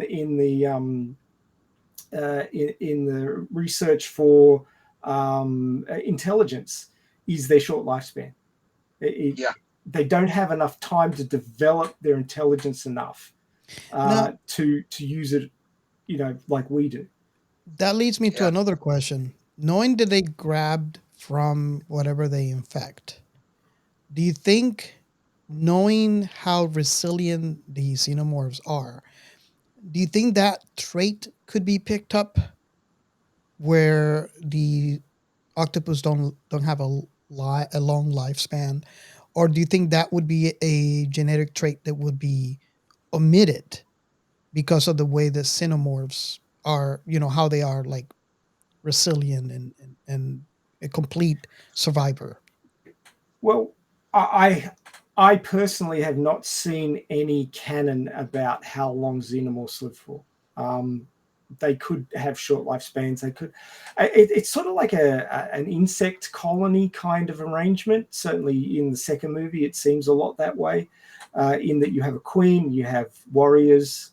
We didn't see workers per se, but maybe they didn't need them. Maybe all warriors are workers as well. But we don't know how long they live for.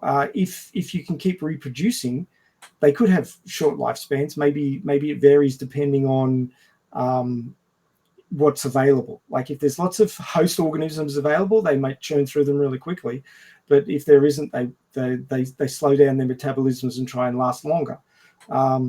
If the thing is that adaptable, it wouldn't surprise me if it could adjust its lifespan based on the available hosts and things like that.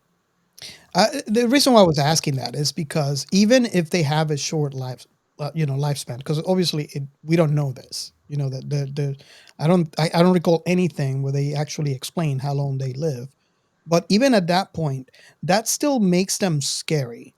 If we have, and I want to get your opinion on this, um, having an actual xenomorph copy from a human would be, in my thought, less scary than having a xenomorph copy from a squid or an octopus. Do you agree with that? Even if they live long, sure. There was a tentacled creature in Prometheus, if I'm remembering correctly. She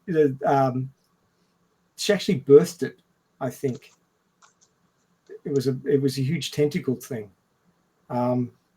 So I do think that this bioweapon, which eventually becomes the alien, can basically take on whatever biological form it interacts with to become that way.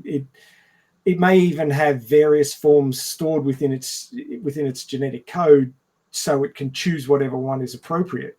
I mean, we're talking about an engineered organism here. We're not talking about something that just evolved. Mm-hmm. So it's been created as a weapon by an alien species that's clearly a lot smarter than we are at the moment, and therefore, if you sit down and you plan an organism that's going to be a weapon, you would think, okay, we've got some base stats that it can have, some base forms that it can have. This gets selected based on where it finds itself and what it's up against. But if there's a host that it can pinch DNA from, that's probably easier. Just go and borrow the form that's most common in that environment, and therefore you should be pretty good at surviving in that environment to start with at the very beginning. I mean, the one in Alien 3 got in a dog, and so it was more sort of dog-like. It was smaller and ran really fast. Yeah, but it didn't fetch. Yeah, it did. Fetched lots of people.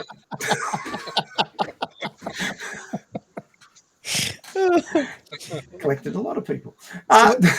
Joel, I hope you enjoyed the rabbit holes. Wouldn't play dead. Yeah, we didn't play dead. I really hope that Joel is enjoying our rabbit holes. We get into a lot of those. Oh, bless. That's life is rabbit holes. Just before we dive into another rabbit hole, I just wanted to pass this one along to you. This is from screenwriter Ron Stewart. When they were working on the script, Dan O'Bannon put his finger on a problem. What has to happen next is the creature has to get on the ship in an interesting way. I have no idea how, but if we can solve that, if it can't be that it just snuck in, then the whole movie will come into place. In the middle of the night, I woke up and I said, Dan, I think I have an idea. The alien screws one of them, it jumps on his face and implants a seed. And Dan says, oh my God, we've got it. We've got the whole movie. Nice. So that's how it came about. And That is that's how sort it of is. like the writer's method in that, okay, you've got a waypoint you want to get to. How the hell am I going to get there? What is going to make sense to get to that point? And they're like, okay, the alien has to get on board the ship. How am I going to get on board the ship? He jumps on somebody's face and implants a seed. Bingo. We've got the entire story. And that's when it becomes like a monster running around killing people. It's been done a lot. The Thing, The Creature from the Black Lagoon, all these other stuff where you've got a friend of mine who creates horror games. We're working on this one called Slaughter, but it runs on tropes. So you have like it's card based, and you have card decks, and the different card decks are different sort of genres of horror. So there's like things that man were not meant to know, creeping horror, body horror, stalking death, all these sorts of genres of horror. And this one, like Alien, would be described as stalking death mixed with body horror. And stalking death in and of itself is pretty bad. Something's hunting you down to kill you. But you throw in the body horror, and I think the body horror of having an alien implanted within you and having it bust out through your chest is worse than anything else that they came up with for this movie. Like, so what do you guys think? Do you think that's the worst part of the whole thing? Oh yeah, that's the creepiest part to me. Did either or both of you see Star Trek Strange New Worlds? Not the last episode. 9, I think. No, I'm but behind. did you see the Gorn one? I've seen stuff on The Twitter second about Gorn it. one.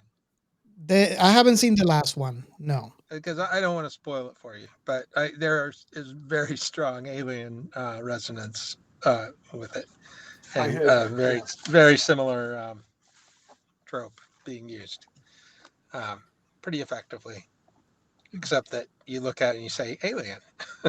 Yeah, remember this?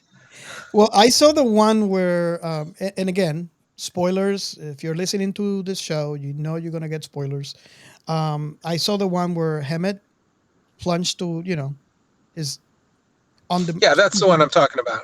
Yeah, I seen that one, and yeah, Yeah. I have to admit, I don't know if Ray, you haven't seen it.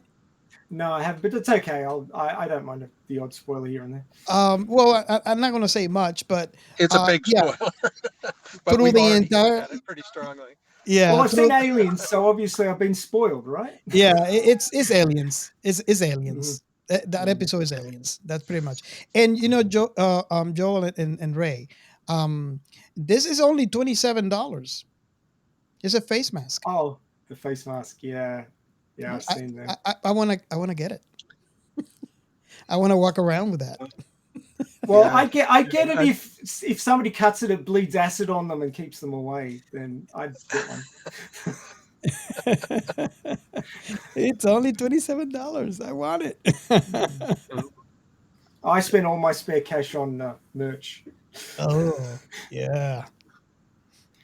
You wouldn't believe it, but getting it shipped here from the US costs more than the hoodie. Oh, wow.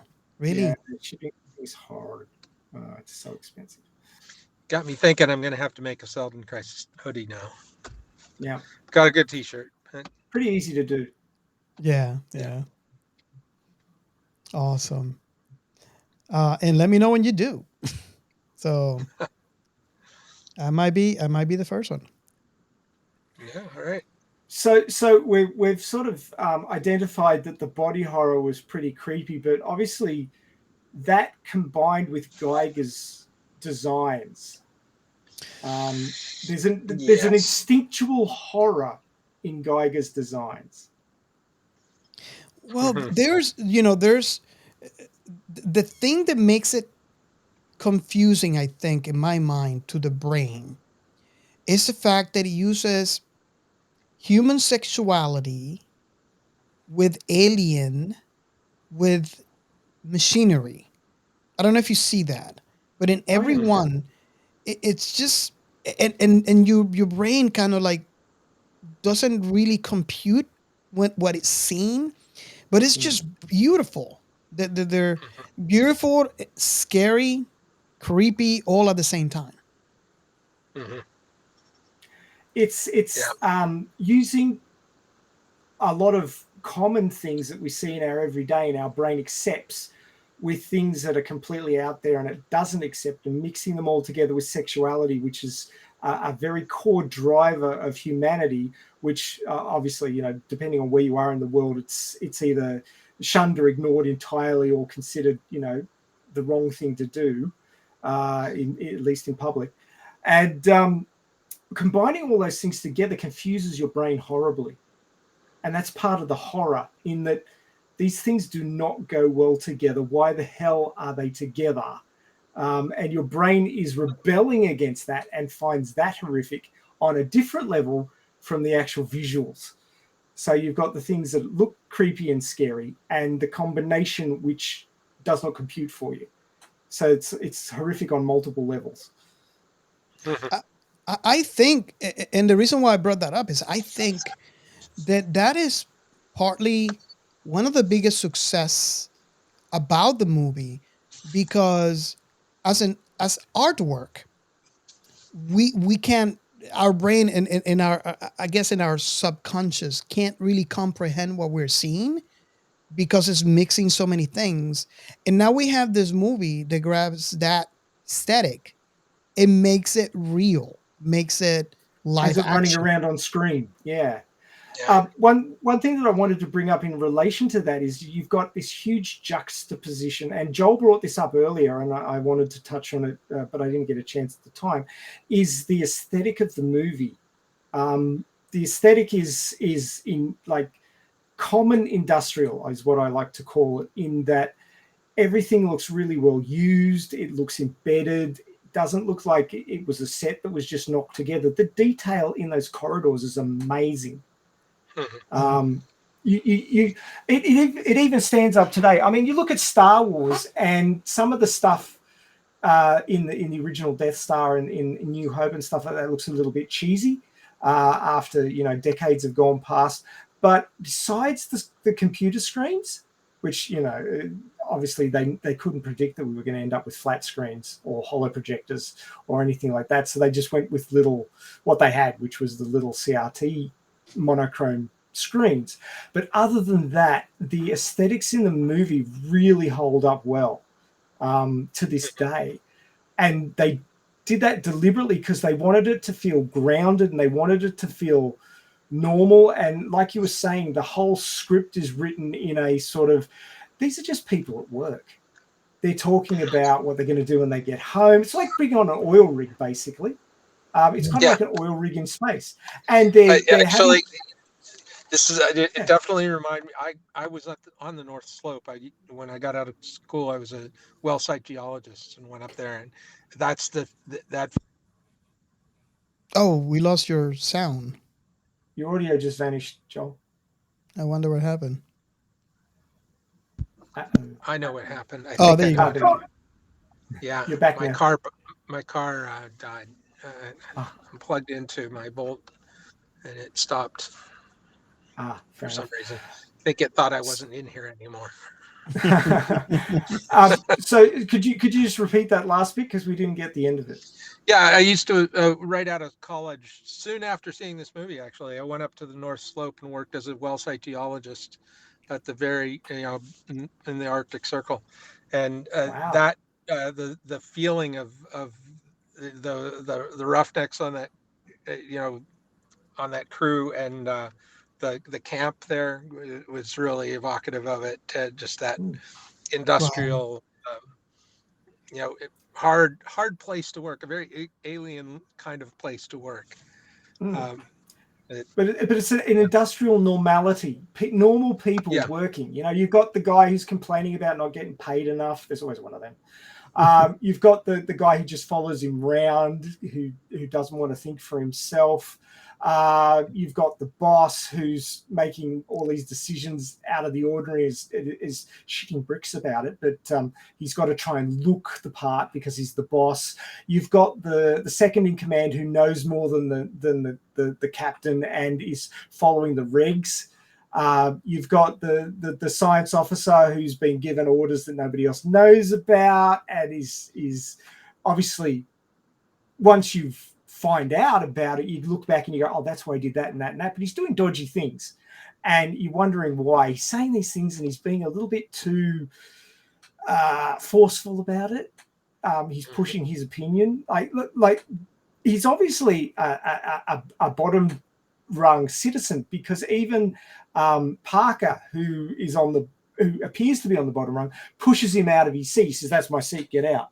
And the guy moves, which I thought was possibly because Parker knew he was an android, and androids, don't get the same rights as humans. But apparently they didn't know. But yeah. Parker just pushed him around like he was nothing. So he was like on the bottom rung. He was the bottom of the bottom. But then he was manipulating the situation for the company because he was the company man. So it's a very interesting dynamic, but it's a very normal dynamic. There's different people pushing different agendas, and they're all in a workplace, and they're all chatting friendly to each other, but they're not all friendly. They've all got their own agendas, and it's all seems sensible and natural, and things that you've seen before. And Joe, like you've said, Joel, you've seen it before. You've seen this in an isolated industrial environment, and that's what it's like. And it's beautiful the way they brought that together. They got the scripting right.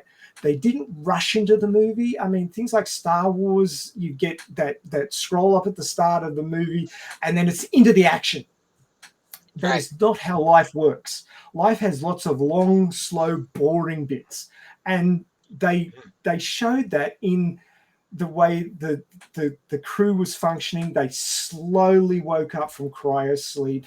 They even did shots where the guy was standing there, and then he morphed over to here to say that time had passed, and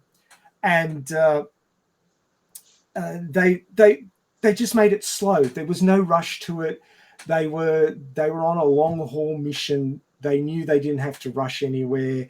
They weren't taking a lot of notice. They were groggy from hypersleep. They're calling to Antarctica traffic control before they even realize, well, shit, we're not even in the Sol system yet. Where the hell are we? There's that sort of confusion going on, and they're not in a hurry. They're Another in thing space. feels very normal from my work experience is that feeling like you thought the project was all over, and suddenly you've got a whole new project to have to deal with.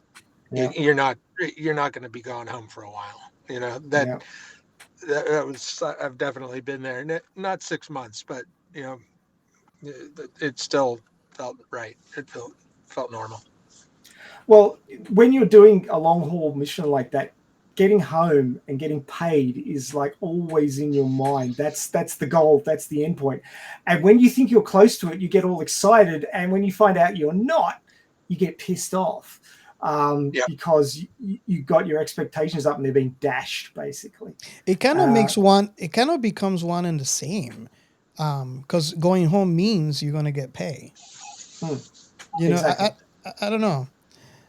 But So for Parker, who was focused on the money, getting home and getting paid was like the goal, the finish line, and he wanted to make sure he got as much as possible. But the other thing is combining that with the industrial aesthetic that they used, and it's really obvious in that scene where no, it wasn't Parker, it was his offsider. What was the guy's name? I've got to find his name. Where is it? Brent? Kane? Brett. Yeah. So it was Brett. Brett. Yeah, when he was sent to find Jonesy, the cat. Kitty, kitty, And kitty. he's going through that what they in the description here they call the leg component, the landing leg component. And he goes in and there's all that condensation dripping down, and he washes his face with it and has a drink and all that sort of stuff. That industrial vibe didn't feel spaceshipy at all. It was like being inside an oil rig. It just could have been any industrial setting anywhere. And the fact that there was all that condensation, which kind of looked like rain, it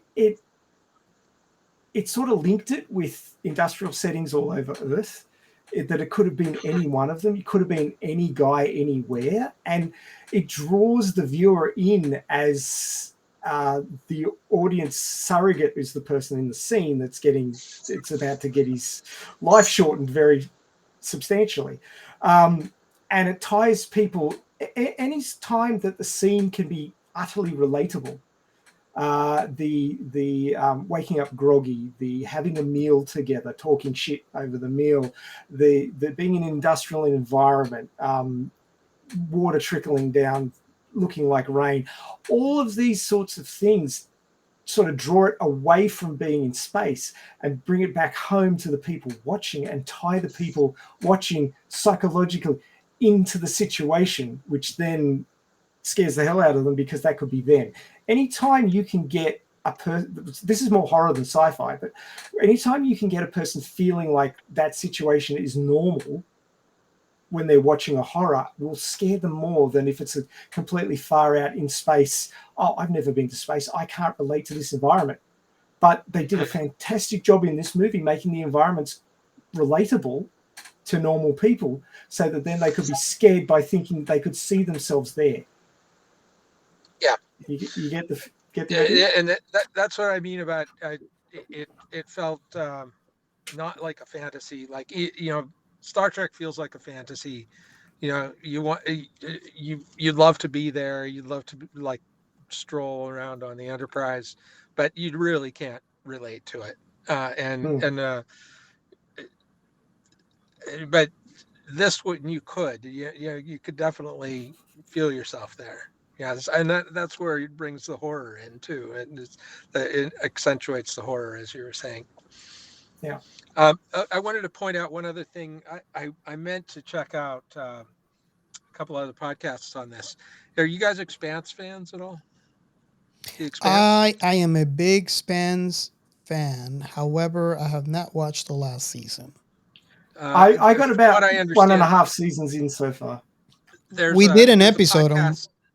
Yeah, there's a podcast about the Expanse by Wes Chatham and one of the writers, Ty and that guy, I think it's called. And their first 2 episodes were all about Alien, because they were talking about how they used that vibe from Alien to get that feeling for the Belters and how they worked on the in space. Interesting, because that's the same feeling I get from the Belters. Right. And even on the Rocinante, there's kind of that reality, that kind of sense to it. It's a work, it's a job they're doing, kind of a crazy job. But yeah, no, but I definitely see now what you're talking about, because it's like I never really thought about it before, but it does. It has that same aesthetic. All throughout. I mean, that whole sense of that space is not glamorous. Yeah, it's just a place that people work and live and are trying to make it through. Make it through your shift.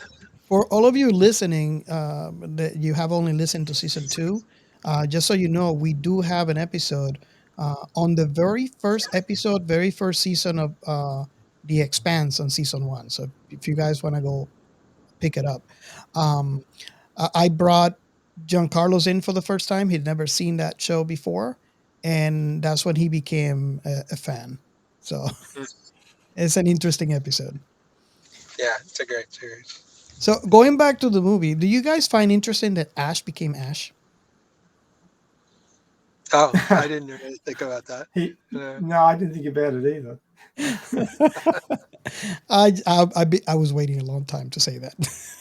I feel that they burnt I feel that they had Ripley burn him because he looked like a normal person even when his head was just there until she burnt the skin off and you could see the non-biological material underneath, and that was sort of a final reminder that he was a robot kind of deal. Yeah. That's how it felt to me anyway. Yeah. There's a really interesting robot. Yeah. There's an interesting little snippet here I just wanted to read you. It's about the chestbuster scene. It said, for the filming of the chestbuster scene, the cast members knew that the creature would be bursting out of hurt. That's the actor's name, not the fact that it really must have hurt. And had seen the chestbuster puppet, but they had not been told that fake blood would also be bursting out in every direction from high-pressure pumps and squibs.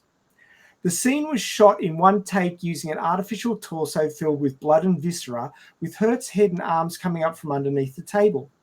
The chestbuster was shoved up through the torso by a puppeteer who held it on a stick. When the creature burst through the chest, a stream of blood shot directly at Cartwright, shocking her enough that she fell over and went into hysterics. According to Tom Skerritt, what you saw on camera was a real response. She had no idea what the hell happened. All of a sudden, the thing just came up. The creature then runs off camera, and an effect accomplished by cutting a slit in the table for the puppeteer's stick to go through and then passing an air hose along the puppet's tail to make it whip about. I found, you know what? I'm going to tell you something interesting about this scene. I heard that scene was recorded multiple times. So knowing this, I wonder, knowing that this is actually the final take, the one that they actually used in the movie, doesn't it make sense to you that like if something happens, and then all of a sudden it happens differently, wouldn't you be like, well, wait a minute, what is going on?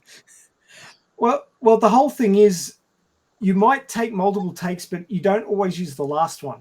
What happens is you do multiple takes to get different sort of feelings or different angles, and then you take all those takes into the editing room and you look through them, like the director looks through them with the editor and stuff, and they work out which one they're going to use. So it's not always the final take that's the best one. Yeah. They might be going for a different aesthetic or a different look, but the first one can often be the best, especially in a situation like this. I honestly thought when I heard that Ridley Scott was looking for the shock factor. So he was showing these actors, this is how the scene goes multiple times. And then on the final one, he shows how the scene actually is. And they were not prepared for that because they've done it so many times. It's kind of like when you do something for so many times for so long, or I mean, not so long, multiple takes, and you kind of get used to it. And this is how the scene goes. And then all of a sudden you're introduced to something completely different. And there's that shock factor. I heard, I might be wrong here, that he actually did that for shock factor because he wanted to get that authentic response from the actors on camera. It worked. And they do it a lot today, that when she gets splattered with the blood, I just thought, oh wow, that's good acting. And it wasn't good acting. It was she was she was freaked out. The best acting is true reaction, basically. Mm-hmm. Awesome. So I'll just as an aside to that, they do that regularly to these poor actors when they want a real reaction. I presume by this late stage that you've both seen Die Hard. Oh yeah, the movie Die Hard. Alan Rickman, the best Christmas movie ever. Exactly.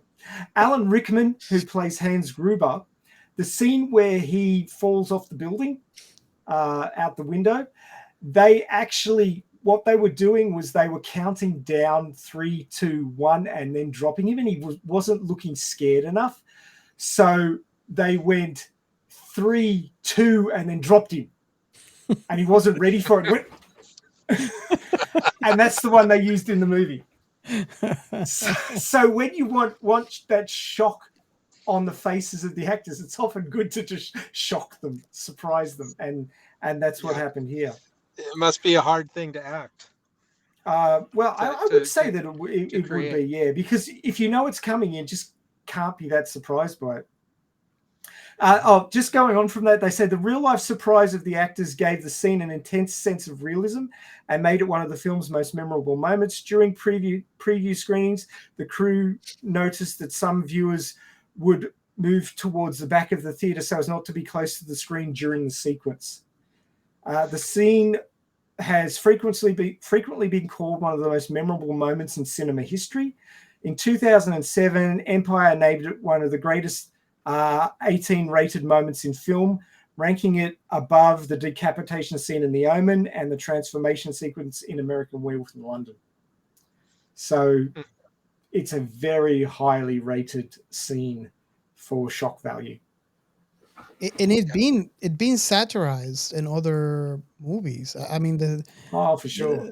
The first thing that comes to mind. Hello, my baby. Hello, my honey. Hello, my ragtime. Yeah, that's right. That's right. So you made it when it comes to being a classic, iconic movie, when you have things like that happen, happening from it. For sure. Awesome. So do you want to move on to the next segment, or do you have any final thoughts on the movie? Well, I think it's a movie that stands up to the test of time beyond the computer screens and the way they displayed the computer, which I didn't think was bad in the way that they had to come in, put a circuit board in, and then put codes in and everything to get in. That sort of physical lockout is still used today with various high security computer systems, and it all looked very within the bounds of normal industrial. For that sort of thing. The movie stands up with anything that's done today, really. It's got the practical effects that look impressive. It's got the pacing that works. It's got the scene setting, it's got the discovery, it's got the everything seems to be normal, and then the horror starts. There's a couple of spots where like the alien goes like that, and it's sort of like, well, that was a bit cheesy, but it's a rubber suit, so it's kind of hard to do anything amazing in a rubber suit. But beyond those couple of limitations based on the technology they had at the time, I think the movie really still stands up. And there's all these little nuances. I've said this about a number of movies, but all the best movies, not just sci-fi, but the best movies have all these little nuances that you forget over time. You go back and watch them again and pick them up again. You go, oh, wow. Like when we did Logan's Run, there was all these little nuances in Logan's Run that you couldn't actually pick up, Joel, unless you watch it with subtitles on. Yeah. Because the audio wasn't super crisp, and you'd miss some of the things that they said. So I actually watched it with the subtitles on and picked up all these little nuances, which I mentioned in our episode, that you couldn't necessarily pick up. And this movie too had sections where people were talking over each other, which isn't done often these days. They're sort of waiting around for people to give their lines before they say something, and that doesn't happen in normal speech. People talk over each other. We've talked over each other here. Trying to get a word in edgewise because I talk too much. I know I do. But yeah, I've been experimenting with that on Seldon Crisis, where I try to do, overlapping and interrupting other people speaking before the last person stops, and you really can bring up some, make it feel more realistic when you do that. It's way more natural. Yeah. It's absolutely natural, and a lot of scripts aren't natural. They've got this, I'll wait till he speaks, and even intense moments where people are having an argument. it's debating, so I'll just wait till you're finished. That doesn't work like that. Right. People are interrupting each other all the time, just like we are here. Yeah, Exactly. And that's normal speech. But this movie has the speech is a lot more normal than a lot of other shows. I mean, Star Wars had the same thing where people talked over the top of each other. And that was deliberate because they wanted it to feel more natural. But of course, it doesn't mean that you can catch every single thing that's said. But that's okay. That's life. That's normal. If you really want to know, go and put the subtitles on. You'll get it all. But this movie had a lot of really sensible, good use of the script, the pacing, the visuals, the timing, and it. I know that in movie courses they use it as a masterclass. They examine it for how it was put together and say, well, this is right up there, right up near the top of movie making. And if you can make a movie like this, you're doing pretty damn well. awesome. Joel, any final thoughts on this movie? If you want to say anything, or before we move on. I just think it's a gem. It's one of the great iconic movies, and it's like I said earlier, it's because there's not fluff in it. It's just everything is there that you need and no more. And it's so memorable because of that. It really sticks in your brain, and I guess the shock factor helps too. Yeah, yeah. Uh, yeah, I mean, this movie, I obviously did not see this when it came out in the theaters. I think it would have scarred me. I was only 9 when this movie came out, I believe. I saw it a couple of years after when it come up. I think it was on TV, and it is definitely an iconic movie that I think pioneer other movies going forward in a sense that back in the days, you didn't have that crossover between genres or mix of genres. And in my perception, this movie was the first one who actually pioneered science fiction and horror all into one. And it's just, and all the everybody that knows me, they know that I don't like horror movies. But I love the Alien series. I've seen every movie, including Prometheus. And yeah, this is a great movie, and it's an iconic movie. And I'll be really surprised if you haven't seen it yet. Uh, but even if you have seen it, just rewatch it. There is, especially if it has been a long time, um, your perception is going to be different when you watch this movie, especially if you watched it for a long time and you watch it now. You're essentially you're a different person now than you were uh, before. So you will pick up a lot. This is something that had happened to me in many of the movies that I have waited a long time to watch. When I watch it, the later watch usually presents me with a different perspective. And this is something that it's really really cool, especially when it's an iconic movie like this one. So that's basically all my final um, comments on this movie. Before we can move on to the next, unless Ray, are you ready or? It's a shame that you don't like horror particularly much, because I really wanted to Event Horizon, but Well, I don't think I can ever get you to watch it. I like Event I Horizon haven't seen that. because Oh, you I'd have like to watched try. it? I have watched it. It's sci-fi. Maybe you do like horror. Well, Some like kinds of horror, maybe. I can mention the only horror that I can say that I like um, is the Nightmare on Elm Street, and when I mentioned that, many people told me, "Well, that's not horror. That's technically comedy." Um, What about like The Shining? Have you seen that? don't like That it. didn't turn you on? Mm-mm. The Shining, Jason. Um, what is the other one? Leatherface. None of that. It might be just that some of those titles are too close to home. You relate too well to them, and that's what bothers you about them. I don't know. I mean, I saw the first Jason. I saw the first Leatherface. I saw The Shining. It's just. mm, I was, yeah. I know for a fact I don't like just horror alone. But if you mix something with horror, like for example, if you watch, uh, what was that called? Warm Hearts or something, that zombie movie is a romantic comedy. I loved it. Event Horizon has sci-fi. I loved it. Aliens, any alien movie, horror, sci-fi, I loved it. So I guess if you mix something with it, I might like it. But if it's just plain horror, it just doesn't. I don't know. I haven't found one that I like yet.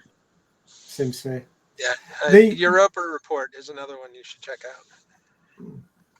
the last movie that okay. actually scared me, I had nightmares about it.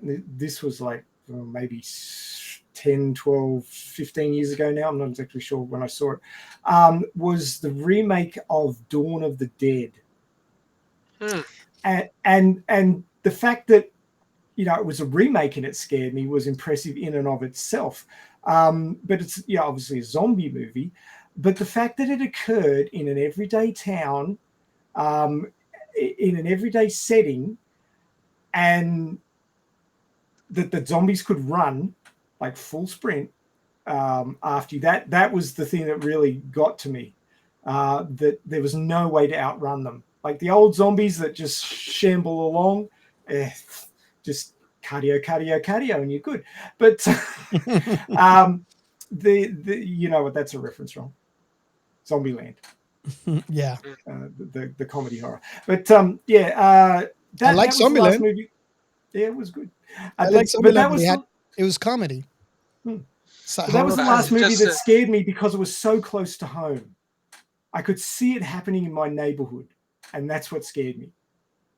Speaking of that, personal note, the original Dawn of the Dead was in Monroeville, shot in Monroeville Mall, which is a place I used to go shopping near where I grew up. Wow. Talk about that's being close to home.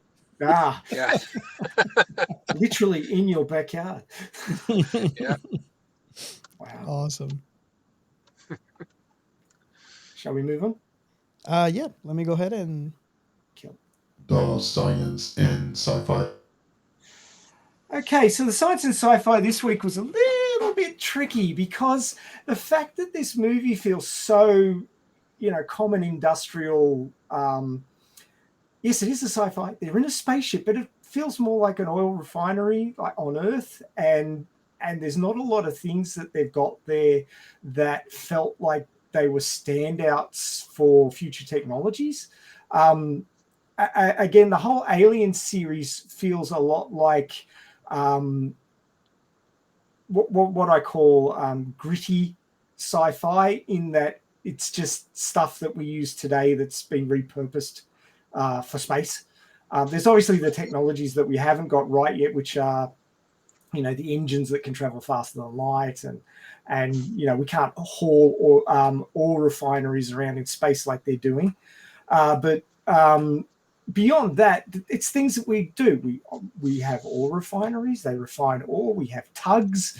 People sit down to eat. We don't have cryo chambers, but they're working on it. But the larger sciencey stuff in this movie all looks to be very similar to what we have now, just slightly upgraded and repurposed for space. So there's nothing that really stood out to me in the major stuff. But then you start looking at the little things, and there was a couple of things that did stand out to me. The first was the scalpel, in inverted commas, that Ash uses to cut the leg of the facehugger. Now, it didn't light up, so I don't think it was a laser. I think it was actually a sonic scalpel. So I did a little bit of Googling, and we have those now. So sonic scalpels are a thing. How does an ultrasonic scalpel work? This is one of those little Google pop-ups. The active blade of an ultrasonic scalpel vibrates 55,500 times per second, which is rather a lot, producing frictional heat in contact with tissues. As a result of this frictional heat, the protein in the tissues is denatured into an adhesive material called coagulum, which seals the vessel. So basically it sort of acts like a miniature lightsaber in that it fuses whatever it cuts. So as you couldn't see anything going on that little bit that was sticking out of the blade, which was effectively the blade of whatever he was using. I suspect it was an ultrasonic scalpel, but they don't actually say anything about that. Yeah. It just cuts. Can Yeah, I just jump in for a second? Yeah, sure. Is this anything like on Star Trek, the little healing wands they use? Would it be like, could it potentially be using some kind of the same technology for this is for cutting, not for sort of healing back tissue to its original form. It's more for cutting and sealing. So like when you're cutting a blood vessel, the big problem with cutting a blood vessel is that then the blood pumps out of it. But if you were using this it would cut and seal at the same time. Right. So that's basically the advantage of it.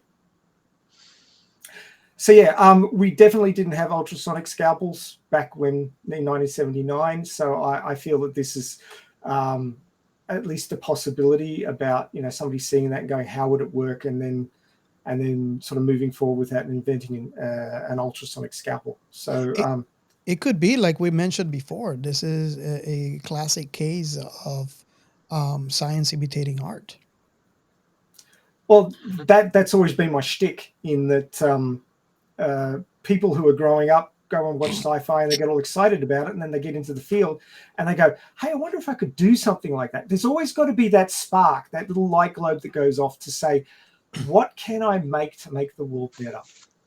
And if you're not very good at coming up with original ideas, watching science fiction and getting other people's ideas and then creating something from that is quite the legitimate way to go. And I feel that that's happened quite a few times in science discovery and technologies that we use in everyday life.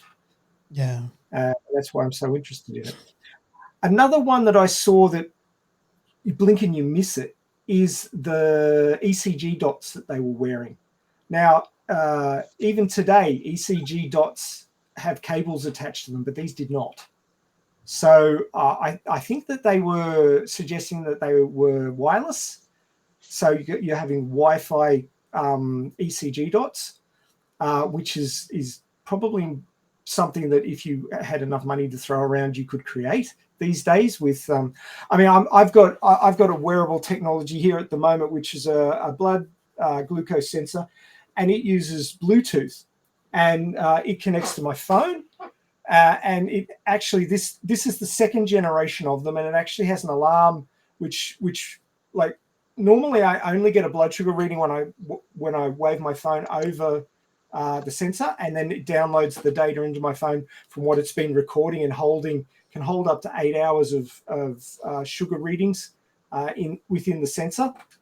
But version 2 now connects to the phone regularly. It doesn't transfer the data across continuously, but what it does do, it has an upper and lower alarm limit, and it goes off very loudly, I must admit, which is probably important, when my blood sugar goes too low or too high. So that, because I forget to scan it, and then I come back later and I go, oh my God, my blood sugar's gone bonkers. But this actually tells me when it happens that it's happening. So I go and scan it. You've actually got to scan it and get the data before the alarm will go off. So you can't just ignore it. And then it's in your face that you've got to do something about it. So I'm looking at that and looking at those wireless ECG dots that they were showing on the movie, and seeing a very much a parallel between those sorts of technologies. Can you describe, just like you said, it's like blink and you miss it. I obviously missed it, but can you describe that what you're talking about in the movie? Okay, so when they're waking up in the cryopods, they have these little white circles on them. I recognize them as ECG dots immediately, because I've worked in physiology labs at university where they put ECG dots on you. So I recognize them immediately by the placement that they were ECG dots. ECG stands for electrocardiogram, which is basically checking your heart rhythms. And it's something you would want to monitor with somebody who was going into hypersleep to make sure that they didn't cark it. Obviously, I mean, I don't know if the android, Ash in this one, was wandering around the ship because he's an android and he doesn't need to sleep, or he was pretending to be a human and was in hypersleep with them. But you'd certainly want an automated system which could have an alert system and wake people up from hypersleep if there was something happening to them, like they were having a heart attack or something was happening to them where they needed assistance. So you've got to have some sort of monitoring system for that. I can definitely see, after you mentioned how that could be. I think the problem with that technology at this point would be that you would have to have, for example, in the one that you've been using for glucose, you would have to have something that is like real time, kind of like an Apple Watch. Um, in order for that to become, I think it is very possible that that could, with the technology that we have, become a reality, because we have devices that already work that way, where you have wirelessly. I mean, we have, we have Wi-Fi, we have Bluetooth, we have a lot of other ways that you can connect. I guess it's just a matter of finding what would be the most um, reliable connection for a I live wonder about connection. power source. How would you? They'd have to be charged occasionally. Well, this runs on some of those little batteries that that originally started out in digital watches. It only lasts for 2 weeks, but obviously this is the future, so battery technology may have improved. Elon might have got it together and created a miniature fusion reactor battery or something fancy. But certainly, I don't know how long they were hypersleeping for, whether it was years or months or what it was. But certainly, if it's a low voltage system, which it would be, if the signal power didn't have to be particularly huge because it was only transmitting from where the dot is on the body to the unit behind them, then, and it could even be that the shell casing had an aerial or a pickup in it, so they'd only be transmitting, the distance between their arm and the dome over the top of them, then you wouldn't need a lot of power. So batteries would last for quite a long time. I was also thinking about the technology that we could have had today if Nikola Tesla was allowed to continue with a wireless connection of electricity. Wireless power supply, yes. So it is possible in this world they could have had. It is possible if you think about it. It doesn't even have to be like room size. That the area where they are sleeping, which is a smaller area, obviously because it's only covering them, had a wireless electricity to continually power these devices inside. Maybe they don't work outside. Maybe this is the way they plugged in, like you would plug in into an electrical socket. Yeah. I don't know. It was just something that I was thinking that it could be amazing if we have had today. Well, my phone's sitting on a contactless charger right now, charging up, and admittedly, it has to be, practically, touching.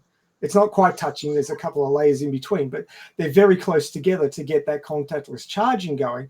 But obviously, an advancement on that technology would be you can have it further away. So it could be that something like that is in the walls of the cryopod, and it's just contactlessly charging all those dots. Yeah, within the whenever, pod. and for all the listeners who are listening, go ahead and read wireless electricity, I think it was called. But you can Google this, Nikola Tesla, and this is an experiment that he supposedly had shown a success, but because of how the war they was having between him and Edison. It was something that never picked up, or maybe J.P. Morgan had something to do with that, right? It had owning all the copper interests, and it was he put the kibosh on any technology that would make his copper holdings worthless. Well, that's Yeah. happened multiple times in the technologies have been stifled by financial interests of corporations and rich folk, unfortunately. It would be something so cool because if you imagine, like for example, I own a Tesla. You imagine just driving and no need for battery, just because it would be out in the street.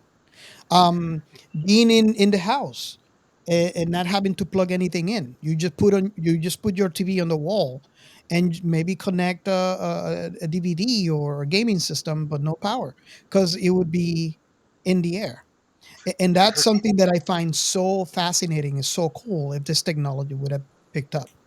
Well, a lot of people are afraid of wireless power transmission because of radiation. Mhm. Obviously, when there's it's the same thing about like microwaves. Microwaves are dangerous because they're not very easily controlled. They bounce off things and they go all over the place. We have the same thing with IR remote controls. You can point your remote at the back wall and still turn your TV on and off. You're not even pointing it the same direction as your television, but bounces off all of the painted surfaces and gets to your TV. So that's the sort of effect that wireless power transmission could have, in that it's going places you don't want it to. And could that then cause you some sort of illness because you've got high energy particles passing through your body that you don't necessarily want, or that your body's not necessarily evolved to be able to handle. So It, and yeah, I do believe and I agree with that. I just wondered if that's just like any other technology, if that was allowed to happen, if we obviously when did this happen? This being when did the Tesla died? So by now, if that technology would have been allowed to become a reality, I honestly think that we could have found some sort of, not necessarily a solution because we know the nature of electricity and transmission, but some sort of way to kind of uh, direct or redirect where we want that transmission of electricity to go. Um, I don't know. I mean, just I can put an example as to the radio transmissions. When we have, AM, BFA, VHF, AHF, what was that? UHF. UHF. Uh, there's different kinds. I don't know. It's just a thought.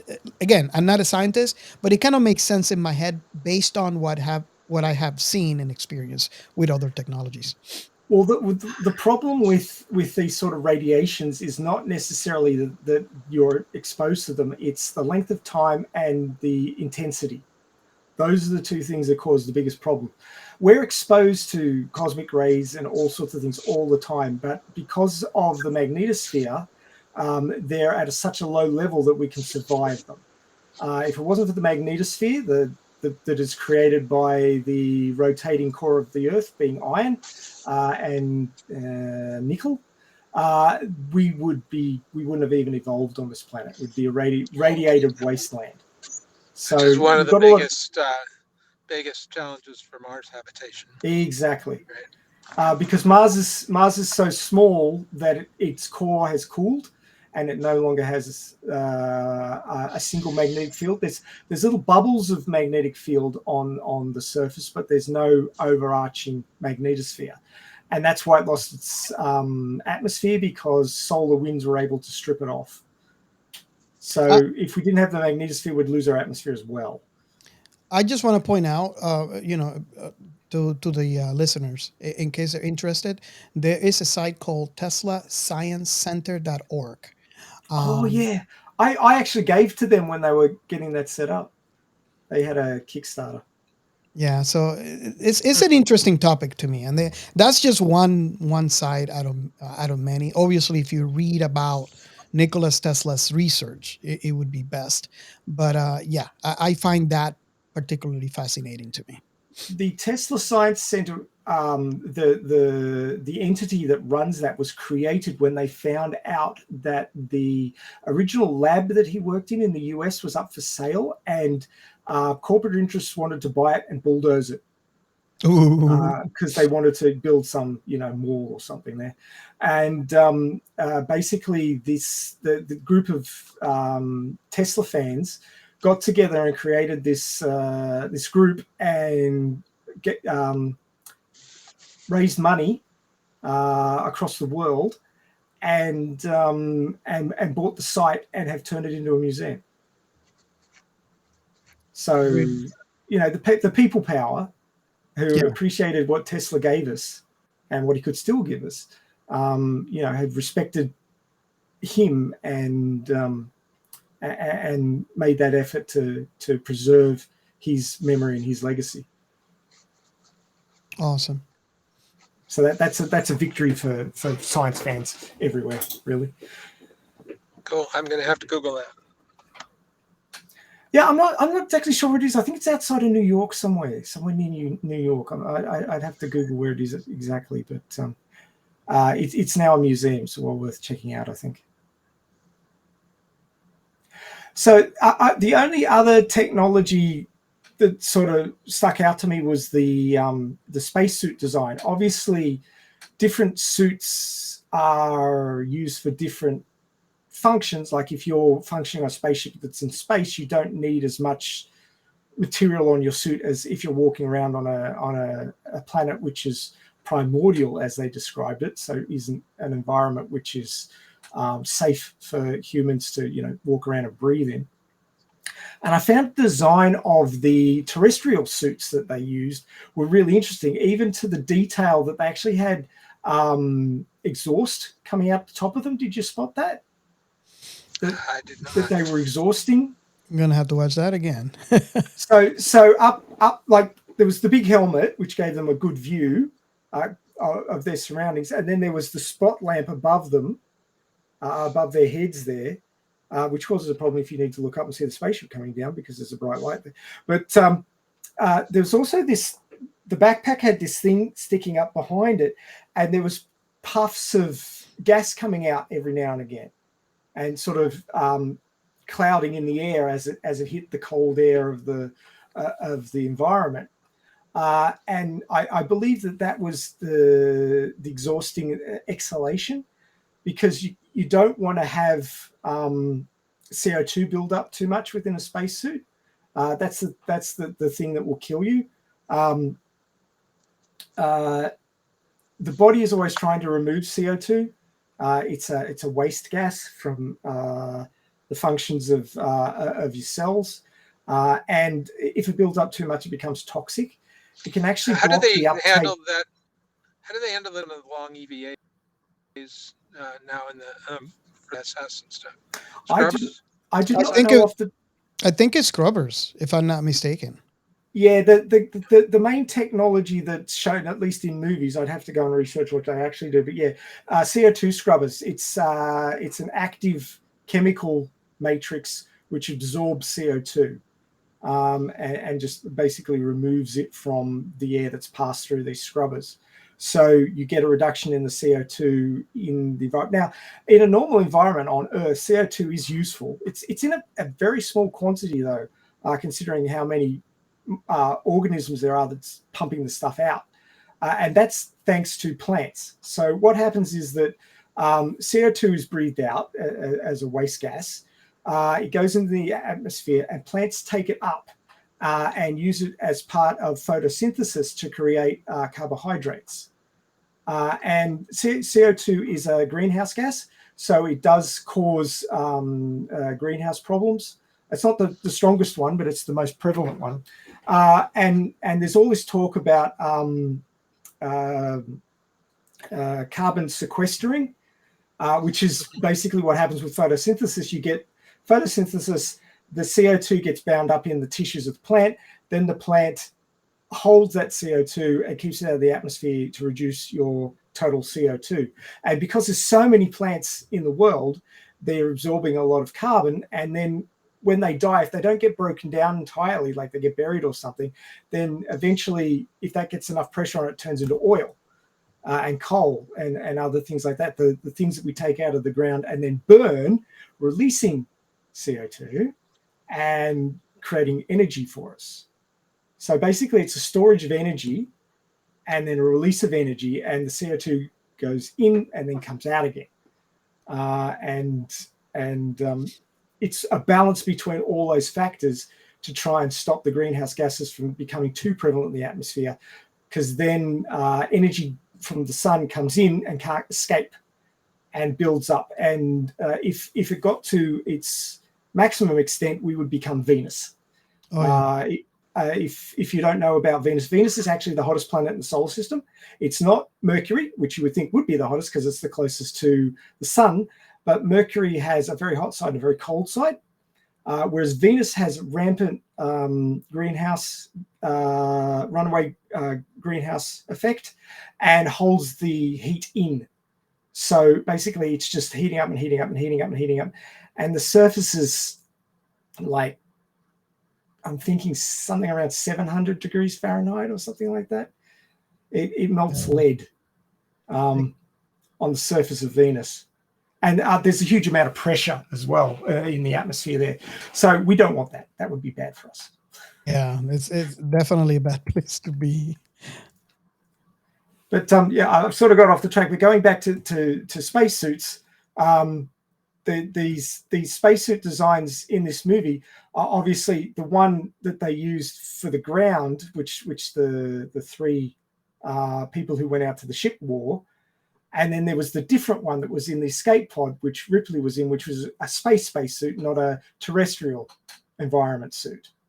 So they actually thought enough to make them different, which I thought was sensible. And if you Google modern spacesuit design, you can see a lot of similarities between what they had in the movie and what they're actually working on at the moment.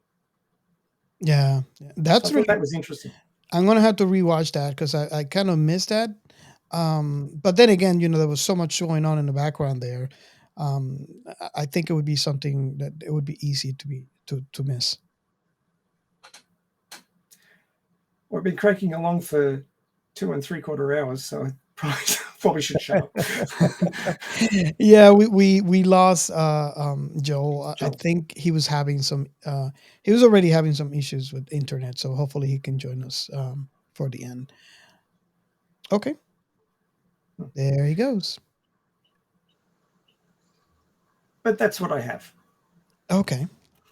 All right, I'm back. Sorry. Yeah, we Dropped off for a minute. we figured. Okay, so that would be the conclusion of the last segment. Um, any thoughts you want to talk about before we close up for today? I just want to thank you for inviting me on the show, and it's been wonderful. Really, a lot of cool stuff. Love all the stuff, the science stuff there. That was great, and really fun discussion. So thanks for bringing me on. And thank you for coming in. I know it was definitely last minute, and when you said you were interested, I was like really excited because I do listen to your podcast, so it would be an opportunity for me to get to talk to you. So thank you for being in our show, and to our listeners, you can actually stop our podcast right now and you just go to his and download the just start listening now.